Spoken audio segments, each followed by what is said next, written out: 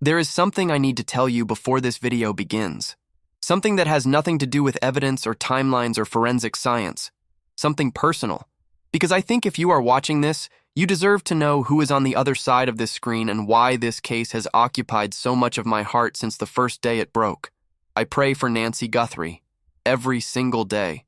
Not in the passive way that people say they are praying for something when they mean they are merely hoping for it.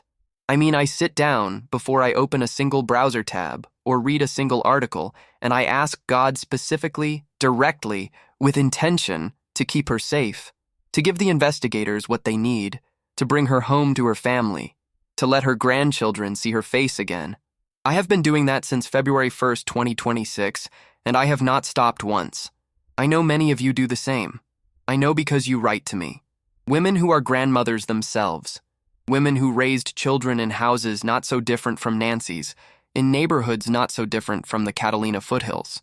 Women who understand in a way that no crime statistic can fully capture what it means to be 84 years old, to have built a life rich with love and routine and faith, and to have had all of that interrupted by something so deliberately, so calculatedly violent. You see Nancy the way I see Nancy, not as a case file, not as a set of evidence points, as a person, as someone who matters. That is why this video exists. That is why this channel exists. Not to chase views, not to be first with a headline, to stay with the stories that deserve to be stayed with, for as long as it takes, until there are answers. If you are new to this channel, I want to take just a moment to tell you what we do here. We do not speculate for entertainment. We do not name people as suspects when investigators have not. We follow verified evidence. We listen to the professionals whose entire careers were built on understanding cases like this one, and we treat every person at the center of these stories with the dignity they deserve. If that matters to you, if you believe that accuracy and care are worth something in a media environment that too often treats true crime as content, please subscribe. Turn on the notification bell. It costs you nothing, and it means that every time there is a real development in Nancy's case, you will find it here, delivered with the same prayer in my heart that I bring to every single video I make about her. Now, let's build this from the beginning. All of it. Not just the last week, not just the highlights that fit in a 3-minute news segment. The full picture. Every layer of evidence, every person who was questioned and why, every theory the investigators are running, and what the evidence actually says about each one.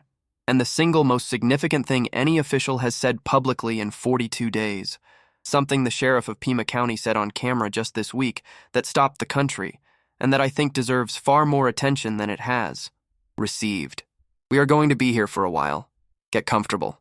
Nancy's story deserves the full telling. Act 1. Who is Nancy Guthrie?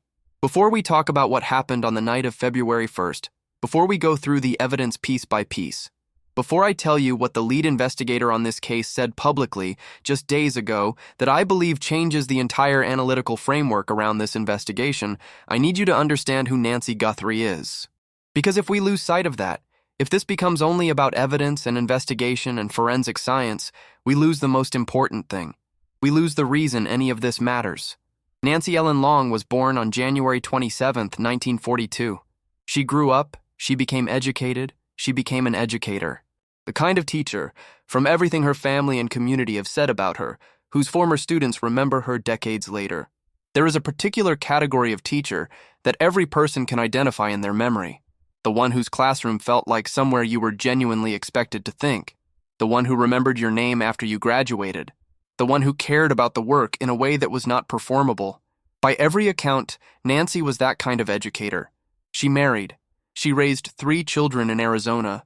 She built a life in the American Southwest in the particular way that people who truly love the desert do, not as a temporary posting on the way to somewhere else, but as a chosen home, with all the rootedness and identity and community that implies.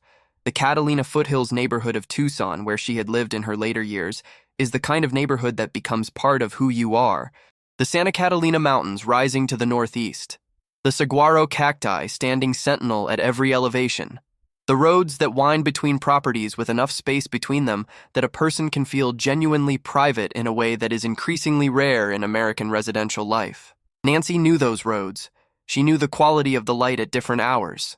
She knew which neighbors waved and meant it, the distinction that Savannah Guthrie herself would later make in a way that told you everything about what her mother had built there. Her daughter, Savannah Guthrie, co-anchors the Today Show on NBC. Savannah's face has been part of the morning routine of millions of American households for years. She has reported on elections, on disasters, on the kinds of events that define decades, with the particular combination of warmth and rigor that has made her one of the most trusted voices in American morning television. Nancy had appeared alongside her daughter. She had been photographed with her. She had sat on the Today Show set with the ease of a woman who was proud of her daughter without being consumed by her daughter's spotlight, which is its own kind of grace. She existed in the public record of Savannah's life as someone real and specific and beloved rather than as an abstraction.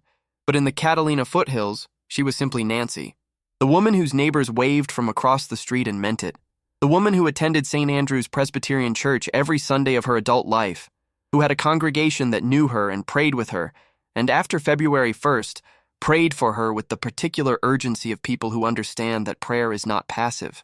The woman who played cards with her family on an ordinary January evening, who was dropped at her garage door at 9:48 in the evening by her son-in-law, who watched her walk inside, and who drove away without knowing that he had just seen her for the last time under ordinary circumstances. She had limited mobility.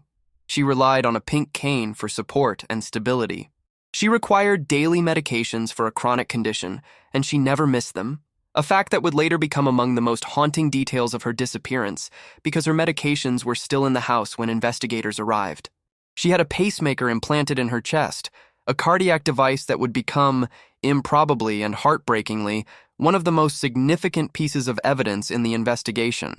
The device connected via Bluetooth to an iPhone application that monitored her heart in real time, tracking activity and transmitting data to a monitoring system. She carried that phone everywhere. It was on her nightstand when investigators arrived. The phone had not moved. The connection to her pacemaker had not moved with her. And the last time stamp on that connection, 2:28 in the morning of February 1st, 2026, would anchor the investigative timeline in a way that nothing else could. She had grandchildren who adored her. This is not a rhetorical device or a sentimental formula. It is a documented fact from the family's public statements, from the tears visible on Savannah Guthrie's face in videos that were watched by millions of people, from the particular quality of grief that appears on the faces of people who have lost not a public figure, but a grandmother. The children understood what had been taken from them in a different register than the world could understand what had been taken from a news story. They understood it in the register of Sunday mornings and card games and the specific texture of a particular person's presence in a room. She was not powerful. She was not wealthy in the way that creates the kind of target profile most people imagine when they hear the word kidnapping. She was comfortable, in the way that a person who has worked and saved and built a home in an affluent Tucson neighborhood over a lifetime is comfortable, but she was not the primary target of her family's financial resources. She had no known enemies, no documented disputes, no visible reason from the outside for anyone to want to harm her. She was simply Nancy, and someone came for her. Act 2. The Last Ordinary Evening. The evening of January 31st, 2026, was by every account indistinguishable from any number of ordinary Saturday evenings in the life of a woman who had spent decades building exactly the kind of life she wanted. At 5:32 in the afternoon, Nancy left her home in an Uber, traveling to her daughter Annie's house in Tucson for dinner. This detail is worth holding for a moment because it speaks to something important about who Nancy was. She took Ubers. She was 84 years old with limited mobility, and she used the technology available to her to maintain her independence. She did not want to be driven everywhere by people who loved her. She wanted to go where she chose when she chose, and she had found a way to do that on her own terms. The Uber record of that departure is part of the investigative timeline, a piece of documentation that places her alive and independent and moving through the world at 5:32 p.m. on what would turn out to be the last ordinary evening of her life as her family had known it. She had dinner with her family. She played cards. The specific game is less important than the fact of it. The card game as a ritual of family life. The particular intimacy of sitting around a table with the people who know you and competing in a low-stakes way that creates the texture of relationship. These are the kinds of evenings that families look back on after loss and recognize as having contained more than they understood at the time. The laughter that nobody was counting. The ordinary complaints and observations and stories that nobody thought to record because there was no reason to think they needed to be recorded. The card game that was just a card game right up until it wasn't. At 9:48 p.m., Nancy's son-in-law Tommaso Cioni drove her home. Tommaso is the husband of Annie Guthrie, Nancy's daughter, and his role in those final documented minutes before the crime would later become the focus of extraordinary cruelty on the part of online commentators who would build theories around his presence. None of those theories had any basis in evidence.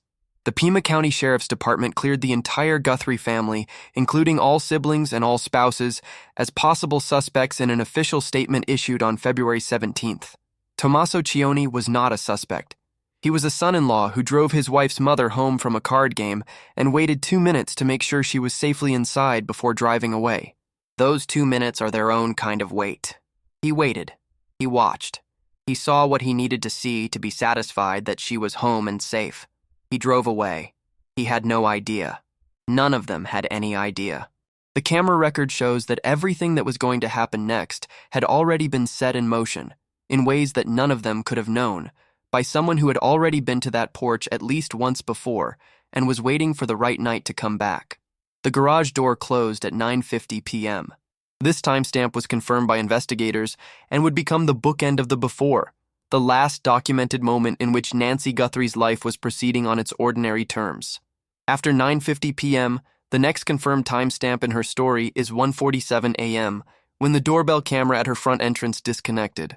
3 hours and 57 minutes of ordinary sleep, of a woman in her own home in the darkness she had earned and chosen, before the darkness outside her door changed into something else entirely. Investigators believe she was in bed when she was taken. Sheriff Chris Nanos confirmed this directly in a statement that aired in the early days of the investigation. She was asleep. Her hearing aids were on the nightstand beside her phone. Without her hearing aids, she could not hear what was approaching. She had put herself to bed in the complete and reasonable confidence that the safety of her home and her neighborhood and the locks on her doors would do what they had always done. She had no reason to believe otherwise. She had no warning. 3 hours and 57 minutes is a long time, and it is also no time at all. 3 hours and 57 minutes between the garage door closing and the camera going dark. During that window, if investigators and sources are correct about the reconnaissance timeline, a man who had already stood on her porch at least once and perhaps more than once was making final preparations. The backpack was being packed, the holster was being put on. The layers of clothing designed to defeat forensic evidence collection were being arranged over regular clothing. The plan that had been forming, for weeks or for months, depending on what the full investigation ultimately establishes, was being finalized. He drove or walked toward the Catalina foothills through the desert night. The Santa Catalina Mountains dark against a darker sky. The saguaros at every elevation. The roads that wind through the neighborhood in the particular way of affluent desert communities, wide enough to feel private, quiet enough at that hour that the only sounds were whatever the night itself made. He knew where he was going. He had been there before. Act 3, 1:47 a.m. When the camera went dark, the Pima County Sheriff's Department established the investigative timeline with the specificity that modern electronic devices make possible in ways that were unimaginable even 20 years ago. Every device connected to a network leaves traces of its activity, timestamps embedded in the infrastructure of the ecosystem it belongs to. And in Nancy Guthrie's case, those timestamps became the skeleton on which the entire reconstruction of the crime is built. At 1:47 in the morning on February 1st, 2026, the doorbell camera at Nancy Guthrie's front entrance disconnected. This is not an imprecise estimate derived from human memory or neighborhood observation. This is a precise timestamp extracted from the camera's interaction with the network infrastructure it was connected to, the kind of electronic record that does not drift or misremember or get distorted by the passage of time. At 1:47 a.m., the camera went dark. 25 minutes later, at 2:12 a.m., a separate motion detection system at a different position on the property registered activity. This system detected what the software classified as a person, but did not capture video footage. A distinction that matters for what it tells investigators about the movement pattern inside the property during those minutes. Something was moving through Nancy's home at 2:12 a.m., registered by a system calibrated to detect human movement at a time when only Nancy was supposed to be there. At 2:28 a.m., the monitoring application connected to Nancy Guthrie's pacemaker lost its Bluetooth connection to her iPhone. The cardiac device, connected wirelessly to her phone for remote monitoring, simply stopped communicating. The phone did not move. It remained on the nightstand where she had left it. The pacemaker moved away from it. The Bluetooth signal, which operates across a limited range, could no longer reach between the device still functioning in Nancy's chest and the phone sitting in the house she had just been taken from. These three timestamps, 1:47, 2:12, 2:28, form a documented sequence from three independent electronic systems, not reconstructed from human testimony, not estimated from physical evidence, documented in real time by devices that had no interest in the investigation, that were simply doing what they were designed to do, logging activity as it occurred. The crime lasted 41 minutes from the camera going dark to the moment the pacemaker fell silent. 41 minutes that began with a doorbell camera disconnection and ended with a cardiac monitoring signal reaching across a widening distance until it simply could not reach anymore. Sheriff Nanos confirmed that at 2:28 a.m., the disconnect represents either the moment Nancy was transported far enough from her phone that the Bluetooth signal broke, consistent with being moved by vehicle, or the moment something happened to Nancy herself at or near the home. Either way, 2:28 a.m. closes the operational window. Whatever was going to happen at that house happened between 1:47 and 2:28. It was complete by 2:28. After that, Nancy Guthrie was somewhere other than her home. 8 minutes later, at 2:36 a.m., a Ring doorbell camera belonging to a neighbor approximately 2.5 miles away captured a vehicle moving through the neighborhood on a back road leading toward East River Road, a major cross street. The vehicle, recorded approximately 7 minutes after the pacemaker lost signal, has been analyzed by multiple independent experts. Retired NYPD Detective Pat Brosnan, who reviewed the footage publicly, offered a professional assessment. He and his team believe the vehicle is a Kia Soul, based on its slanted roof design, the specific window configuration, and the distinctive vertical brake lights. He noted the specific road as significant, describing it as not a road you stumble upon, as a road that requires deliberate choice by someone who knows the area and wants to avoid major intersections and traffic cameras. Not a road a random driver takes at 2:36 in the morning. A road that a person who has studied the neighborhood takes when they need to move through it without being seen. The sheriff's department confirmed that footage remains an active investigative lead. Nanos told reporters publicly that investigators are looking at that vehicle alongside hundreds of thousands of other vehicles that were on the roads during the relevant time window. Hundreds of thousands, he said.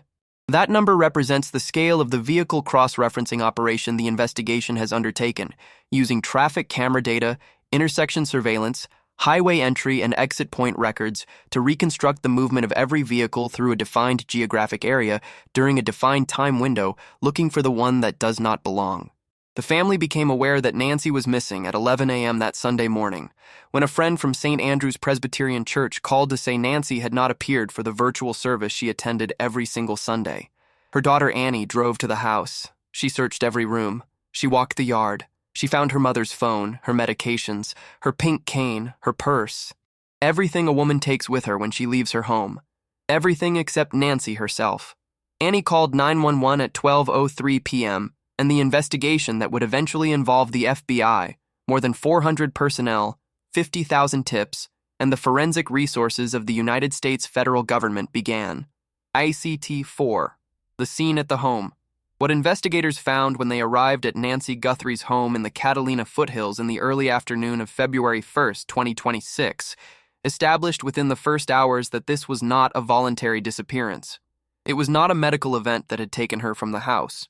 It was not a misunderstanding that would resolve itself with a phone call. The physical evidence at the scene made the nature of what had occurred undeniable. There was blood on the front porch, on the door, on the driveway. Blood that forensic testing confirmed belonged to Nancy Guthrie. Her blood on the threshold of her own home, at the point of entry and exit, at the place where the 41-minute window began and ended. Forensic pathologist Dr. Michael Baden, whose career in court testimony spans decades and whose professional assessments have been entered into evidence in some of the most significant criminal cases in American legal history, examined photographs of the blood droplets taken by Fox News Digital after the scene had been released back to the family. His description of what he observed carries the weight of that career behind every word. The droplets were small and circular with pale centers. That morphology has a name in forensic pathology: donut-shaped. It is characteristic of blood that falls from the face or the respiratory tract rather than from a wound on an extremity. Blood mixed with air during its descent, as happens when it originates from the nose or the mouth, creates a void in the center of the drop on impact. Nancy, Baden said, was bleeding from her face or from her nose, and then he said what those droplets meant in the context of everything else the scene showed. They are entirely consistent with and indicative of an abduction. Entirely consistent and indicative. From Dr. Baden. Those 4 words carry more analytical weight than an entire hour of speculation from sources without his credentials and his experience.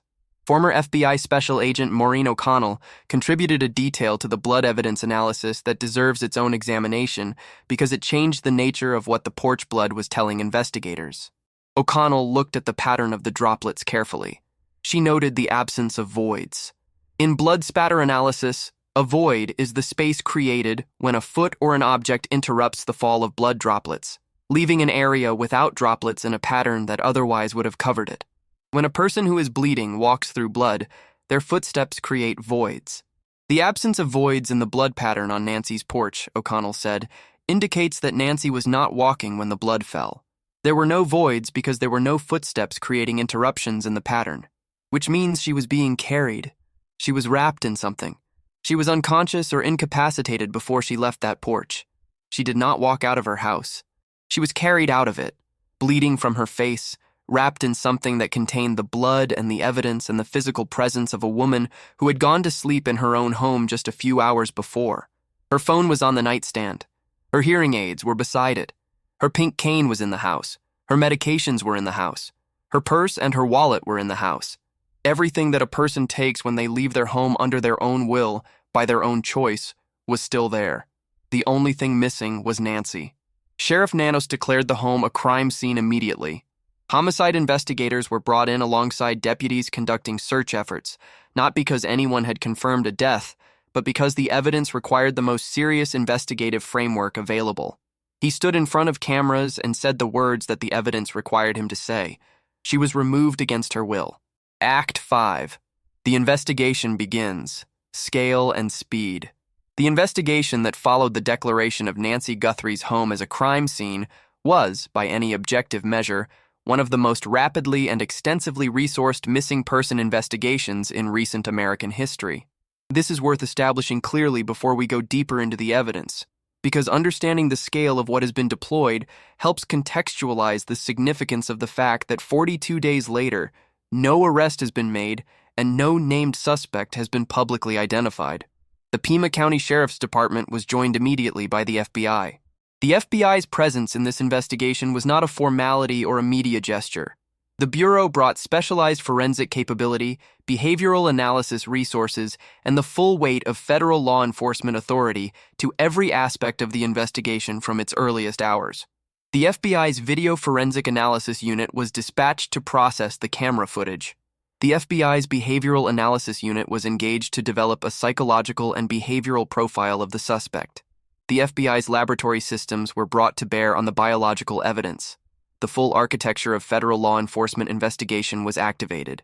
U.S. Customs and Border Protection was briefed, given the proximity of Tucson to the Mexican border, and officials on both sides of the international boundary were put on notice and given the suspect's description. Border Patrol agents were made aware of the doorbell camera footage and the physical description of the suspect. Mexican law enforcement authorities were contacted as a matter of standard investigative procedure. In the early surge phase, more than 400 personnel were deployed in the neighborhood and surrounding area. Search and rescue teams worked with trained dogs, drones, and aerial surveillance. Residential streets were canvassed door to door. Every neighbor within a defined radius was contacted and asked to submit any surveillance footage from cameras covering any part of the public approaches to the neighborhood. The request for footage was eventually formalized into a specific ask covering the entire month of January, from January 1st through February 2nd, a 32-day window that tells its own story about what investigators already suspected about the timeline of the suspect's activity in the area. The FBI's tip line opened, and within 24 hours of the doorbell camera footage being released to the public, more than 4,000 calls had come in. Within the first 2 weeks, the combined tip count between the FBI and the Pima County Sheriff's Department had passed 50,000. 50,000 calls from members of the public, each requiring processing, evaluation, cross-referencing against the physical evidence. The volume was extraordinary and unprecedented for a missing person case at its scale. Investigators later noted publicly that the sheer volume of incoming tips, while ultimately reflecting the public's investment in the case, also created its own operational challenge. 1,000,000 calls, most of which lead nowhere, are not simply a resource. They are also a filter problem. CNN's senior law enforcement analyst Josh Campbell noted that an overwhelming volume of low-quality tips can slow investigators down by consuming resources that would otherwise go toward following the leads with genuine analytical value. The FBI opened a dedicated webpage for the case, featuring the footage, the still images from the doorbell camera, Nancy's physical description, and a direct link to the tip submission portal. Digital billboards featuring Nancy's photograph and the FBI tip line number went up across Arizona and in neighboring states. The case was front-page news in every major American publication within 48 hours. President Donald Trump called Savannah Guthrie directly on February 4th to offer additional federal resources and express hope for her mother's recovery. He stated publicly that federal resources were fully deployed and that he believed developments might come soon. FBI Director Kash Patel confirmed that the Bureau was actively looking at persons of interest and that the private sector had been engaged for support. The scale of public and institutional attention brought to this case within its first week was, by the standards of missing person investigations, remarkable. It reflected Savannah Guthrie's prominence as a nationally recognized journalist, the emotional resonance of an elderly woman taken from her own home in the middle of the night, and the specific public engagement strategy the FBI deployed when releasing the surveillance footage, providing actionable details that the public could recognize rather than simply images and a plea for information. And yet 42 days later, no arrest. No named suspect. No confirmed sighting of Nancy since the pacemaker signal went dark at 2:28 a.m. on February 1st.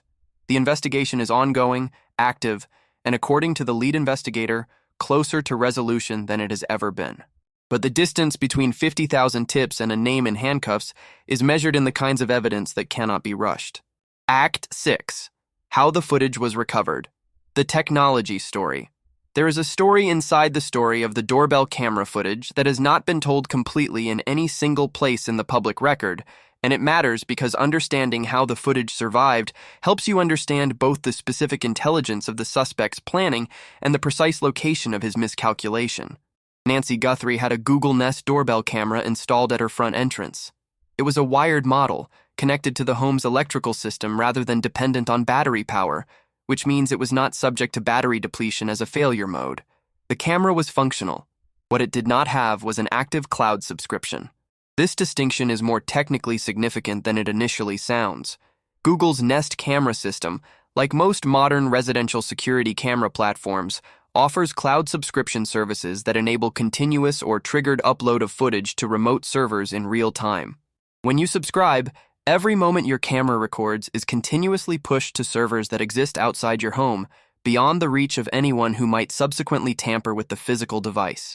When you do not subscribe, footage is stored locally on the device's own internal memory, in a buffer that is overwritten periodically as new footage is recorded over old. Without a cloud subscription, the conventional understanding of how to defeat a Nest camera is straightforward. Neutralize the physical device, interrupt the local storage, and the footage from the relevant period is gone. This is exactly the reasoning the suspect appears to have operated from. He came to that camera knowing it was there. He attempted to physically tamper with it. When the initial tampering did not fully succeed, he improvised the foliage solution, pressing plant material from Nancy's own potted plant against the lens to obscure what the camera could capture.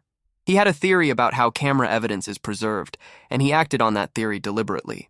His theory was incomplete in a way that proved critical.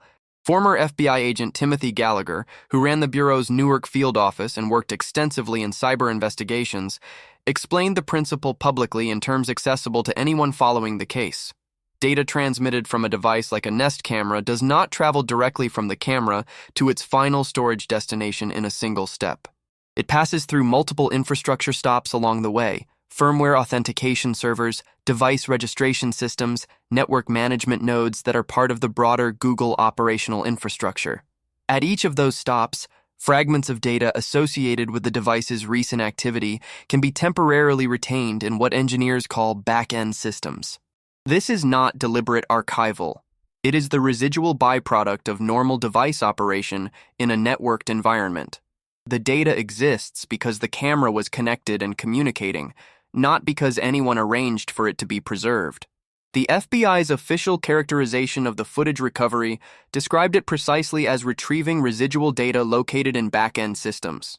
That language is specific.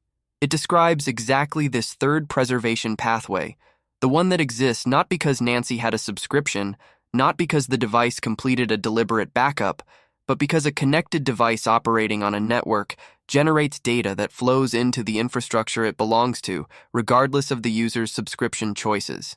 There is also the matter of the camera's built-in fallback architecture. Google Nest cameras, particularly wired models, are engineered for the reality that connectivity is unreliable. Power outages happen. Internet connections drop. Routers fail. To account for this reality, these devices include local flash memory that operates as a fallback during connectivity interruptions. When the cloud connection is unavailable for any reason, the camera continues recording to that local storage. When connectivity is restored, the device is designed to sync what it stored during the gap. The suspect's physical tampering with the camera, which interrupted its normal operating cycle rather than cleanly erasing it, may have inadvertently preserved fragments in local storage that forensic specialists were then able to extract using tools and legal authority that ordinary users do not have access to. This is what former FBI Director Kash Patel described when he said that investigators were able to execute lawful searches, go to private sector companies, expedite results, and go into their systems and excavate material that people would think had been permanently deleted.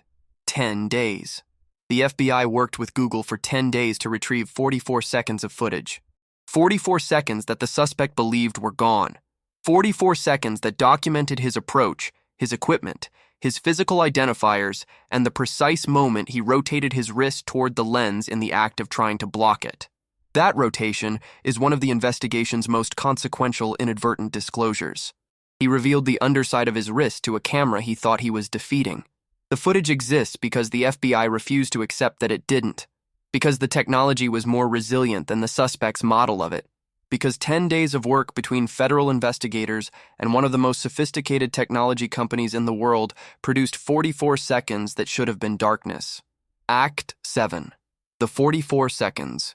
Frame by frame. Most people who have been following this case watched the footage when the FBI released it on February 10th and processed it as a document of the night Nancy was taken. A masked figure, a front porch, a doorbell camera, an armed individual tampering with the device and then disappearing into the dark. They processed it as evidence of a single event, a single night, a single visit. We will come to why that understanding was incomplete. But first, let's spend real time with what those 44 seconds actually contain. Because the amount of specific actionable information encoded in that footage is something that most coverage of this case has not fully explored. The figure that appears on Nancy Guthrie's front porch is male. The FBI's Forensic Video Analysis Unit, which brought the same specialized capabilities to this footage that the same unit brought to the Brian Koberger investigation in Idaho, processed the physical dimensions visible in the recording against the known measurements of the doorbell camera position, the door frame, and the surrounding architectural features using what a former FBI executive, assistant director described publicly as an osteometric board approach, extremely accurate for height reconstruction from fixed camera footage. The result is a height range of approximately 5 feet 9 to 5 feet 10 inches, with an average build. He is dressed in layers. A full-body suit over his regular clothing, the kind of total coverage approach specifically designed to defeat fiber transfer analysis, where forensic specialists look for microscopic fabric evidence left on surfaces the suspect contacted. If you are wearing a suit over your clothing, the fibers that shed onto contact surfaces belong to the suit, not to the underlying clothing that might connect you to a specific source. He understood that fibers leave evidence, and he engineered a barrier. He wore a ski mask covering his face, but the mask could not cover everything. At the lower edge of the mask, in certain frames of the footage where the camera angle and the ambient light combined in the right way, a black mustache is visible. The FBI documented this in its official physical description of the suspect. Black mustache, visible beneath the lower edge of the mask. This is a specific personal physical characteristic that does not change from week to week and cannot be removed the way a hat or a coat can. He wore gloves, heavy-duty gloves covering both hands. The gloves were identified as appearing to match a specific type, and the pair found 2 miles from the home 2 weeks later would generate the most significant DNA investigation in the case, though not in the way anyone initially hoped. We will get to that. He carried the backpack. A black 25-liter Ozark Trail hiker pack with reflective bands on the straps that caught the ambient light in the footage and allowed investigators to identify the specific product against Walmart's catalog. The FBI confirmed the backpack identification publicly and described it as one of the most promising leads in the investigation. CBS News first reported that the backpack is sold exclusively through Walmart, a retail exclusive that appeared to create a specific and finite transaction trail that investigators immediately began following. At his hip, positioned toward the center of his waistband in an unusual placement that multiple firearms experts noted publicly, was a holster with what appeared to be a firearm. The positioning, near the center of the body rather than on the side as is conventional for most carriers, was described by Betsy Brandner Smith, a retired police sergeant who analyzed the footage, as tactically unusual as the kind of placement that suggests someone who is equipped but not specifically trained in how the equipment functions optimally. He moved toward the door with purpose. He navigated the space of the porch without hesitation, without the looking around behavior of someone in an unfamiliar environment for the first time. He knew where the camera was before he reached it. He had a plan for dealing with it before the plan was needed. Former FBI supervisory agent Jason Pack analyzed this behavioral pattern publicly and described it precisely. The suspect casing the home reveals that the crime wasn't impulsive. That is sophistication. That is the hallmark of someone who thought about this before they acted. He raised a gloved hand toward the camera and attempted to block or remove it from its mount. When that initial attempt proved insufficient, he pivoted without panic to an improvised solution. He reached for the potted plant on the porch, Nancy's own plant, from Nancy's own porch, and pressed the foliage against the lens. The adaptability of that pivot, using materials at hand rather than abandoning the plan, tells investigators something specific about the person they are looking for. This is not someone who panics when a plan encounters friction. This is someone who adjusts. And in adjusting, in reaching for that plant, he rotated his right wrist toward the lens. For a fraction of a second, the underside of his right wrist was visible to the camera he believed he was defeating.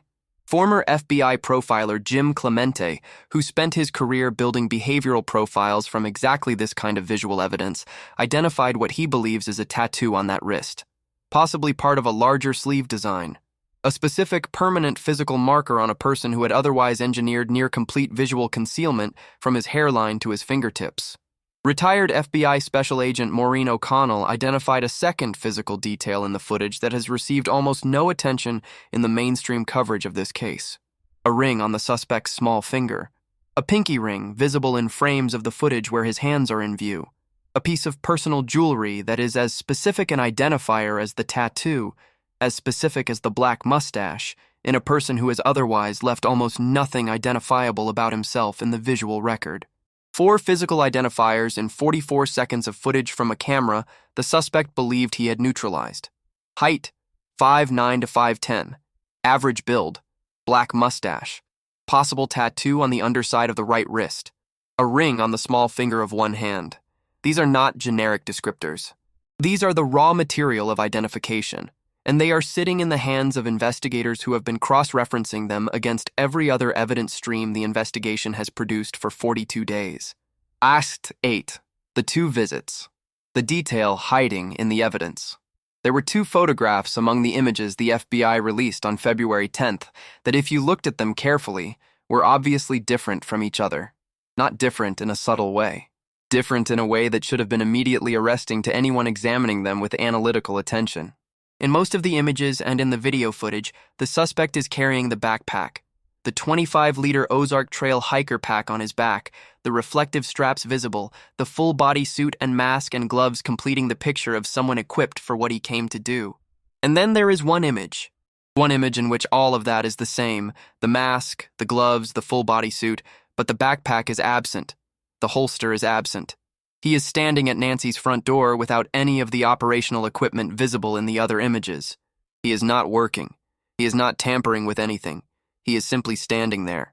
The world looked at those 2 images on February 10th and processed them as documentation of the same night, the same event, the same visit. Different moments in a continuous sequence on the same evening. That processing was wrong. ABC News was the first to report what law enforcement sources familiar with the investigation had confirmed. The photograph without the backpack was not taken on February 1st, 2026. It was taken on a different day, a day before the abduction, a day when the man who would return to take Nancy Guthrie from her home came to that porch, stood at that door, saw the camera or assessed the property or made whatever determination he was there to make, and left. He came once without the equipment. He assessed. He left. And then he came back with the backpack, with the holster, with the plan, with everything he needed to finish what the first visit had started. CNN confirmed the same detail through a separate independent source, stating explicitly that the photos and video were taken on 2 different days. The source's characterization was precise. CNN's chief law enforcement and intelligence analyst John Miller said on air that making multiple trips to Guthrie's front door fits with the investigative assumption that the abduction was planned in advance and may have involved pre-operational surveillance and reconnaissance. CBS News confirmed it through a separate law enforcement source directly. It is unclear how many days before February 1st the earlier visit took place, CBS reported, but it was captured by the same Nest doorbell camera whose footage investigators worked with Google for 10 days to retrieve. Fox News confirmed it through its own source, who stated directly that the earlier image was captured on a different day and indicated the masked suspect scouted the home in advance of the suspected abduction. 4 major news organizations, 4 independent law enforcement sources, the same conclusion: he was there before February 1st. The Pima County Sheriff's Department's official response to this reporting was carefully, precisely worded. Their statement said there is no date or timestamp associated with these images, and that any suggestion the photographs were taken on different days is purely speculative. It is worth reading that statement closely because it is a model of careful official language. It says there is no timestamp visible in the images as released. This is technically accurate. Timestamps are not overlaid on the photographs as published. It does not say the images were taken on the same night. It does not deny that a prior visit occurred. It characterizes the reporting as speculative. But CNN reported separately that investigators in Tucson had specifically wanted to keep the existence of the prior visit confidential while they worked to identify the suspect. They believed that if the suspect understood what law enforcement knew about his earlier reconnaissance, it could change his behavior in ways that would compromise investigative threads. And then FBI Director Kash Patel posted the images on X for the entire country to see. Investigators in Tucson, according to a law enforcement source who spoke to CNN directly, were surprised. Not because the images were not valuable, but because one of them, the image from the prior visit, was one they had specifically intended to withhold. The investigative significance of the prior visit is multi-layered, and each layer adds something important to the understanding of who this person is and what he was doing. The first layer is legal. Premeditation in American criminal law is not merely a descriptive word. It is a legal standard that separates degrees of criminal offense and shapes the severity of consequences at sentencing. A crime committed in the heat of impulse and a crime preceded by deliberate, documented planning are treated fundamentally differently by the American justice system. Evidence of a scouting visit to the target's home before the commission of the crime is, in the words of former FBI supervisory agent Jason Pack, who analyzed this case publicly, exactly the kind of evidence that demonstrates sophisticated premeditation. That matters when a prosecution is eventually built. The second layer is investigative. The prior visit expands the timeline of potential evidence. A prior visit means the suspect was in the area, moving through the neighborhood, possibly interacting with the local infrastructure, on at least one additional occasion before February 1st. It means there are additional cell tower records, additional traffic camera windows, additional potential witness accounts for a date other than the night of the abduction. If investigators can establish when the prior visit occurred, they can request cell carrier data for that specific date and time window and look for devices that appear in both the earlier window and the February 1st window, a correlation that could produce a specific identifying match that neither visit alone would provide. The third layer is behavioral. The assessment, the deliberate prior reconnaissance before returning with full equipment, is not the behavior of an opportunistic actor, not the behavior of someone who decided on impulse that Nancy Guthrie's house would serve some sudden purpose. It is the behavior of someone who treated this operation the way a methodical person treats any high-stakes undertaking, who identified a target, researched it, went to look at it in person, made a decision based on what he found, and came back prepared to execute on that decision. The word that keeps appearing in the professional analysis of this behavioral pattern is methodical. Methodical offenders are different from impulsive ones in the evidence they leave and in the investigative approaches that are most likely to identify them. The fourth layer is the one that answers the question that has been circulating around this case since the beginning. How did he know? How did he know where the camera was before he reached it? How did he know the property layout well enough to navigate it with the confidence visible in his movement through the footage? The answer the prior visit provides is not complete. It does not explain how he came to know Nancy Guthrie's address or what first pointed him toward her specifically, but it provides the mechanism by which he could have acquired the specific knowledge visible in his behavior. He was there. He saw the camera. He assessed the layout. He left with the information he needed and came back equipped to act on it. Act 9, January 11th and January 24th, the reconnaissance calendar. The prior visit confirmed by 4 news organizations is the most publicly documented instance of pre-crime reconnaissance in this investigation. But investigators have been operating from evidence suggesting the suspect's presence in the neighborhood may extend further back than that single documented visit, and the public record contains enough specific information to understand why they believe that. The Pima County Sheriff's Department asked Nancy's neighbors to submit surveillance footage covering not just the night of February 1st, not just the days immediately preceding it, but the entire month of January. From January 1st through February 2nd, a 33-day window. This is not the request of an investigation looking at a single night. This is the request of an investigation that already has reason to believe the suspect was in the area during the weeks before the crime. Within that request, investigators specifically flagged 2 dates, January 11th and January 24th. These are not random dates. They are dates that appear in the investigative record with enough specificity that we can identify them as having particular analytical significance to investigators. The request for footage covering specifically January 11th between 9 p.m. and midnight is especially telling because that level of precision, a specific 3-hour window on a specific date 3 weeks before the abduction, indicates that investigators have some specific reason to believe the suspect was in the neighborhood during that particular window. A tip, a piece of evidence, a data point from another source that narrowed the investigative interest to that specific time. We now know what that reason is.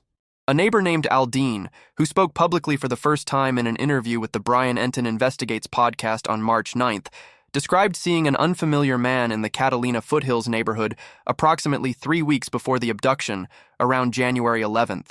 She described him with the specificity of someone who had registered an anomaly in a familiar environment and filed it away as wrong before she had any reason to know how wrong it was. His hat was pulled low. He did not belong there in the way that residents of close-knit neighborhoods recognize one another without necessarily exchanging words. The accumulated familiarity of seeing the same faces in the same context over years. Aldine said she mentioned it to both her husband and her mother at the time because it unsettled her enough to put into words. She told the interviewer that she almost never saw strangers in the neighborhood. Once, in 12 years, she had seen a strange man. This felt the same way. She spoke with the FBI after Nancy disappeared.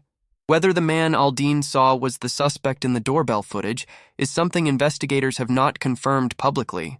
But the request for footage specifically covering January 11th at night, combined with Aldine's account placing an unfamiliar figure in the neighborhood around that date, creates a picture of a suspect who was in that specific geography weeks before the crime. Not once, not on the night of the abduction, but as part of a sustained engagement with the target location that extended across weeks. If investigators can establish through cell carrier records that a specific device was in the Catalina Foothills neighborhood on January 11th and on the night of February 1st and on the date of the prior camera visit, that 3-point correlation would be among the most significant evidence developed in the investigation. Each individual appearance might be explainable. 3 appearances in the same specific geography during the specific window relevant to the crime converging on the same device creates a pattern that is not explainable by coincidence. January 24th is the second date investigators specifically flagged. It falls between the January 11th sighting Aldine described and the February 1st abduction. A suspicious vehicle was reportedly spotted in the area near Nancy's home on or around that date, according to reporting that referenced investigative sources. The specific significance of January 24th to investigators has not been fully explained in the public record, but its inclusion in the specific date requests alongside January 11th indicates that the investigation has at least two separate data points placing suspicious activity in the neighborhood during the weeks before the crime. The cumulative picture is of a suspect who invested significant time in this target. Not a single reconnaissance visit followed by the execution. A sustained presence, multiple occasions across at least 3 weeks, building the knowledge and the confidence to return on the night of February 1st with the equipment and the plan, and the 41 minutes of sustained operational execution that the evidence documents. 4010. The equipment.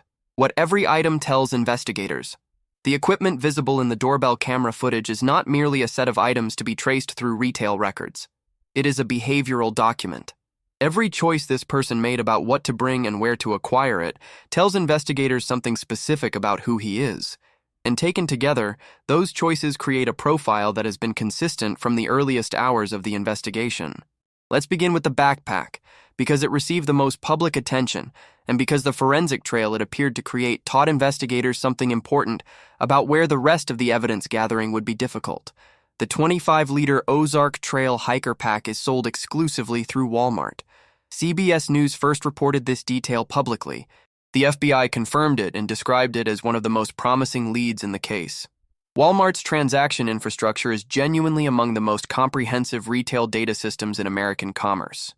Point-of-sale records document every purchase with a timestamp, a store location, a register lane, and, where loyalty programs or app-based transactions are involved, a direct link to a specific customer account with address and contact information.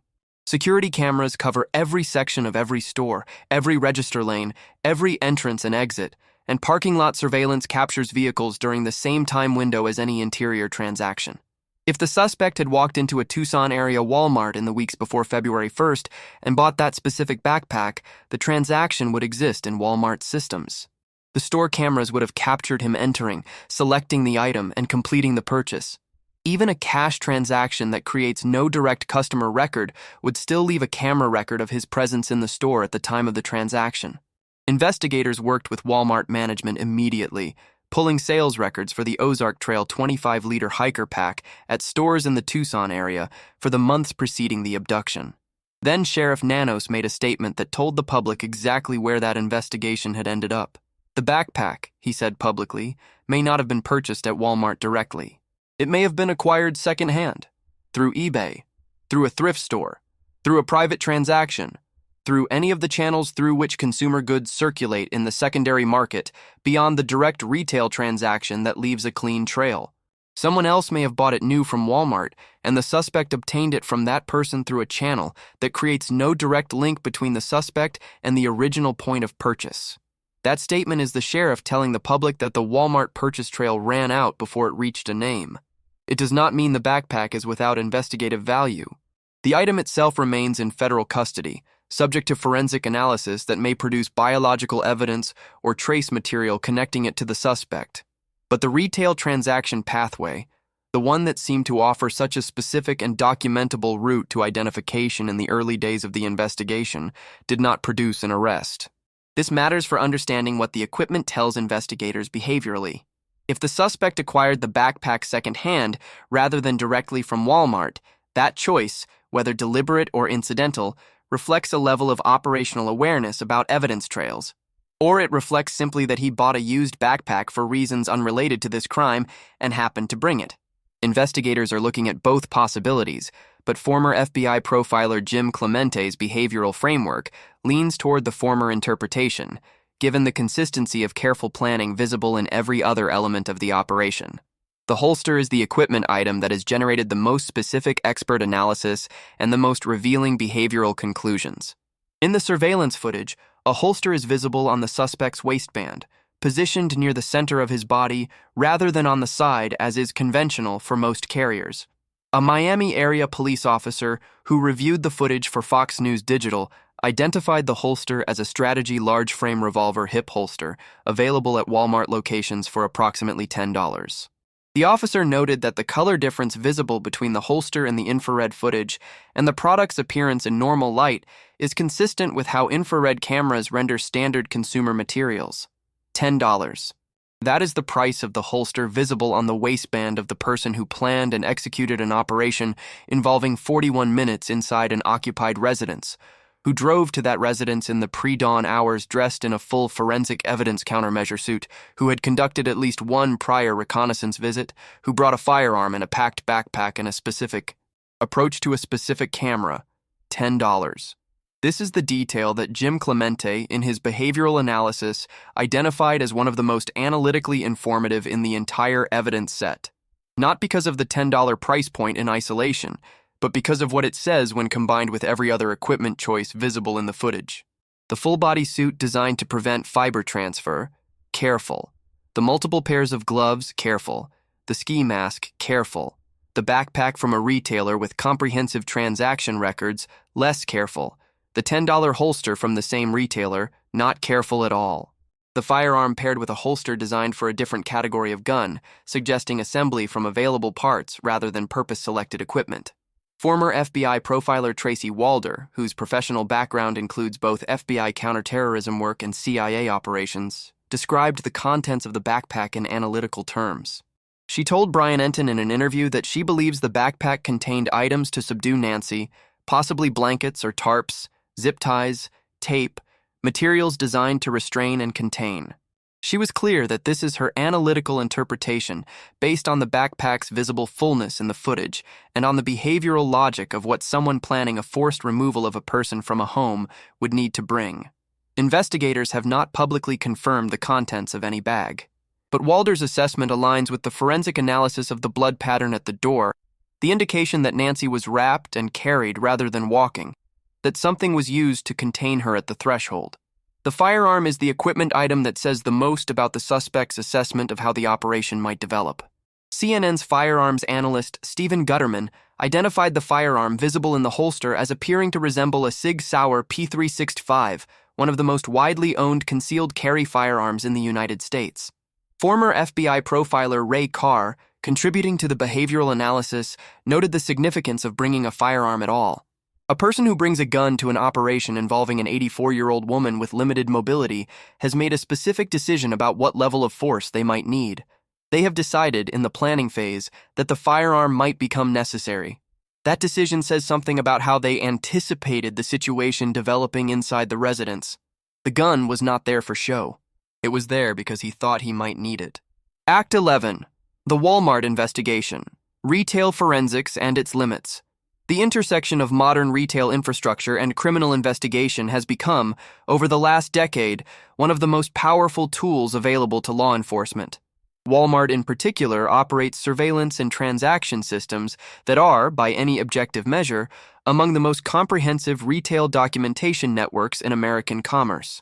Every entrance, every aisle, every register lane covered by cameras. Every transaction logged with timestamps and location data. Loyalty program systems connecting purchase history to specific customer identities with names and addresses. License plate readers in parking lots correlated to transaction times. When investigators identified the Ozark Trail 25-liter hiker pack in the doorbell camera footage and established that it is sold exclusively through Walmart, the retail forensics pathway appeared to offer a genuinely specific route to identification. The logic is binary. Someone either purchased that specific product at a Walmart store in the relevant area during the relevant time window, or they didn't.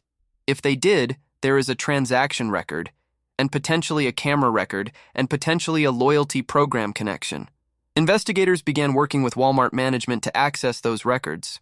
Nanos confirmed publicly that Walmart had provided records of all Ozark Trail hiker purchases from the past several months. Investigators reviewed surveillance footage from local stores. Gun shops were visited, inquiring about holster sales that might connect to the footage. The operational picture of the investigation in the days following the footage release was one of systematic retail forensics following specific product evidence through a specific transactional infrastructure. And then the investigation ran into the wall that the secondary market represents. The backpack, Nanos said, may not have been purchased at Walmart directly. The word may is doing important work in that sentence. Investigators have not definitively ruled out a direct Walmart purchase. But the fact that Nanos made the statement publicly suggests that the review of Walmart transaction records at Tucson area stores for the relevant product and time window did not produce a candidate that could be connected to the suspect through other evidence. The trail was followed to its available end and it ran out before it produced a name. The secondary market for consumer goods in the United States is vast, diffuse, and largely undocumented in the way that investigators need documentation to function.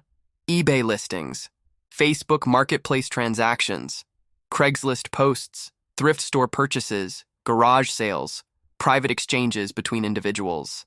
A product that was bought new at Walmart months or years before the crime passed through any of these channels and arrived in the suspect's possession would leave no readable transactional trail connecting him to that specific item.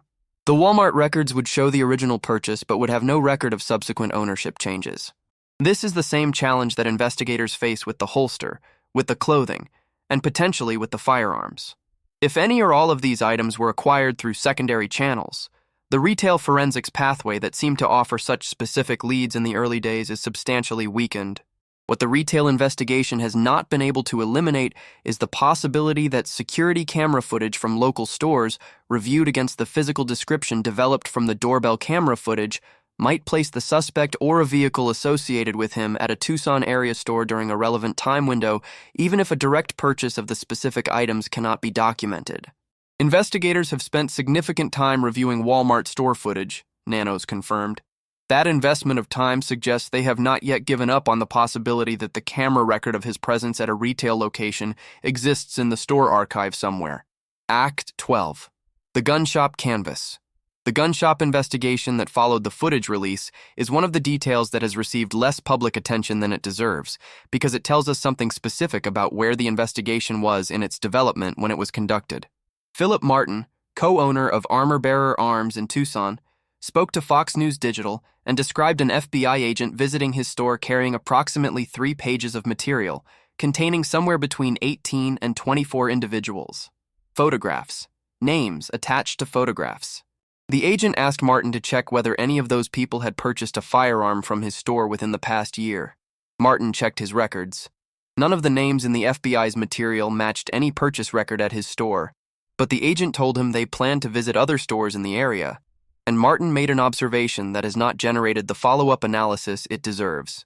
Looking at the footage of the suspect in the doorbell camera, he told a local television station that the facial hair visible at the edge of the mask, the black mustache, reminded him of the photographs the FBI had brought to his store. He was careful in how he said it. He was not making an identification. He was noting a resemblance between a general physical characteristic and photographs the FBI was actively investigating. That observation is significant for what it tells us about the state of the investigation at the point the gun shop canvass was conducted. Investigators bring specific names and photographs to retail locations when they have specific individuals they are looking at. Not hypothetical profiles, not general descriptions. Specific names with attached photographs representing a narrowed field of candidates developed through the evidence the investigation had already assembled. The fact that 18 to 24 individuals were in that material means the investigation had, at that point, already narrowed the suspect universe substantially enough to be running specific names against specific purchase records. None of them matched at Armor Bearer Arms. Other stores were being visited. Whether any of the subsequent store visits produced a match has not been reported publicly, but the picture of an investigation that was running specific candidates against specific records in the weeks following the footage release is a different picture from the public narrative of an investigation with no leads and no direction. Act 13. The DNA evidence. A complete arc. The DNA evidence in the Nancy Guthrie investigation has followed a complicated arc across 42 days, generating significant hope at multiple points and then requiring recalibration each time. Understanding that arc completely, rather than through the filtered version that the news cycle has produced, is essential to understanding where the forensic investigation actually stands. The first major DNA development came in mid-February, approximately 2 weeks after the abduction. Investigators searching the area around Nancy's home found a pair of black gloves approximately 2 miles from the property, in roadside brush along an apparent departure route. The gloves appeared visually consistent with the heavy-duty gloves worn by the suspect in the doorbell camera footage. The FBI confirmed the visual similarity publicly. DNA extracted from the interior of one of those gloves, the kind of biological material shed by a person's hands during use, was processed and submitted to CODIS, the FBI's combined DNA index system, which holds genetic profiles for more than 19 million convicted offenders. The database contained no match. That result was widely reported as a setback. The framing was that a significant lead had produced no result. The more accurate interpretation is that the result told investigators something specific and useful. The person who wore those gloves, if it was the suspect, has almost certainly never been arrested and booked in a way that required DNA collection for the federal system. No prior federal conviction of the qualifying kind. No prior arrest that generated a federal genetic record. He is, in the database's terms, a first encounter. That is a different kind of information from a lack of information. It tells investigators something about the suspect's prior criminal history. Then, 3 weeks later, the result was recalibrated again in a more significant way. The Pima County Sheriff's Department confirmed that the DNA from the gloves had been traced to a local restaurant worker with no connection to the case. The finding came at the end of an investigation that had ultimately collected 16 pairs of gloves from the search area around Nancy's home. Most of them were traced to members of the search teams that had covered the area in the early days of the investigation. The one pair that had initially seemed significant enough to generate national headlines was ultimately connected not to the suspect, but to a worker from a nearby restaurant who had no involvement in the crime. The lead that had felt most concrete in weeks 2 and 3 of the investigation dissolved entirely. The gloves were not the evidence bridge everyone had hoped they would be.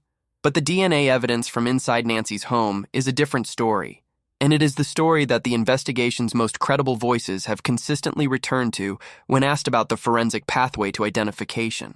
The Pima County Sheriff's Department confirmed in an official statement issued on February 13th that DNA distinct from Nancy Guthrie's and from those in her close circle had been found at the property. The location within the property where this biological material was found has not been disclosed publicly. What has been disclosed is that it exists, that it has been confirmed as not belonging to Nancy or anyone in her family circle, that it was submitted to a laboratory in Florida for forensic processing, and that the processing has involved quality control challenges associated with mixed samples containing genetic material from more than one person. Sheriff Nanos addressed this directly in public. He told NBC News that investigators believe they may have DNA evidence that belongs to the suspect, but that it would not be confirmed until the sample has been separated, sorted, and either admitted to CODIS or processed through forensic genetic genealogy. The word separated is important. A mixed DNA sample containing genetic material from multiple individuals requires deconvolution, a computational process of pulling apart the different genetic contributions within the sample to produce clean individual profiles that can be meaningfully compared against reference profiles. This process requires more laboratory time, more computational resources, more iterative analysis than a clean single-source sample.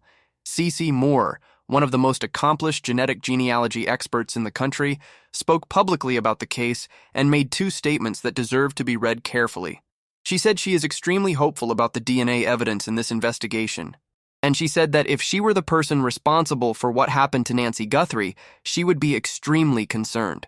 Because using forensic genetic genealogy, she said, identification is not a question of whether, it is a question of when.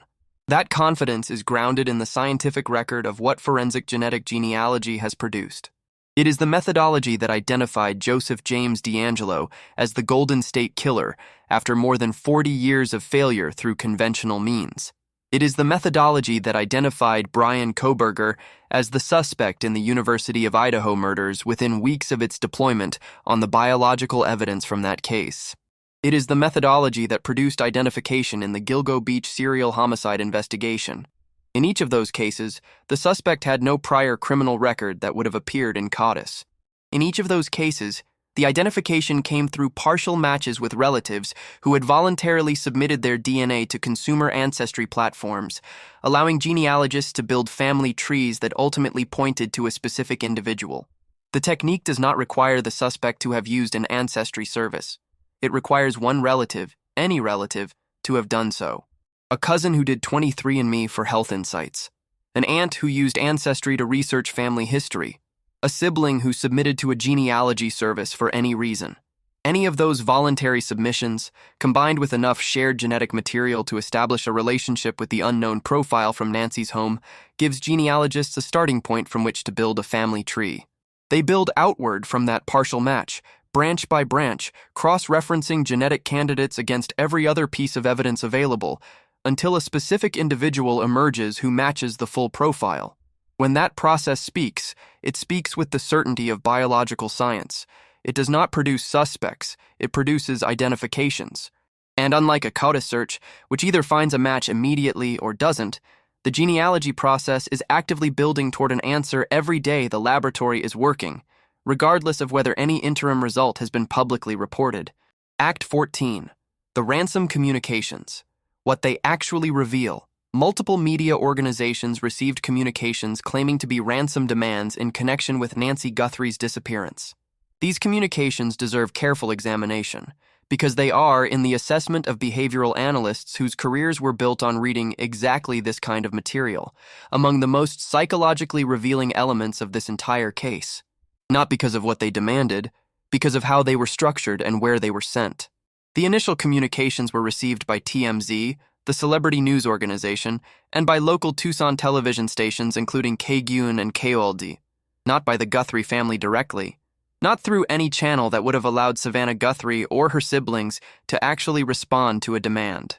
The notes, as reported by media outlets that reviewed their content, demanded payment in cryptocurrency, reportedly $6 million, and set specific deadlines, with a deadline of approximately February 9th, referenced in several reports. The Guthrie siblings went on social media. They acknowledged receiving the message. They said publicly that they were willing to talk and willing to pay. Cameron Guthrie, Nancy's son, spoke directly to the camera and asked whoever was holding their mother to reach out and make contact, saying the family had heard nothing directly and needed a way to communicate. Savannah released a video in which she addressed the person who had taken her mother, speaking with the kind of direct, unguarded emotion that can only come from genuine desperation. She said they were at an hour of desperation. She said she believed her mother was still out there. She said she just needed their help. Both deadlines passed. February 9th came and went. No proof of life. No confirmation that Nancy was alive. No additional communication through any channel that would have allowed the family to respond and verify. Just silence. Harvey Levin, the founder of TMZ, described the initial communication his organization received in specific terms that told investigators something important. He characterized it as carefully constructed. A subsequent communication described as highly sophisticated employed technical measures to mask the sender's identity and geographic origin, and demanded payment in a non-Bitcoin cryptocurrency, a technical specificity that suggests knowledge of cryptocurrency forensics. And then investigators arrested a man on charges of sending a fake ransom threat in connection with the case. The FBI confirmed he was trying to profit from the situation and that there was no evidence to connect him to the actual disappearance. A separate imposter, opportunistically attempting to insert himself into a high-profile case for financial gain.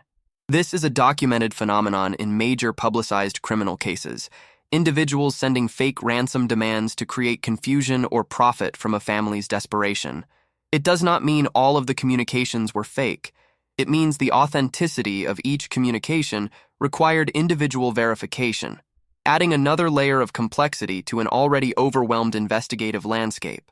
John Miller, CNN's chief law enforcement and intelligence analyst, offered the most analytically precise public description of the structure of the authentic ransom communications.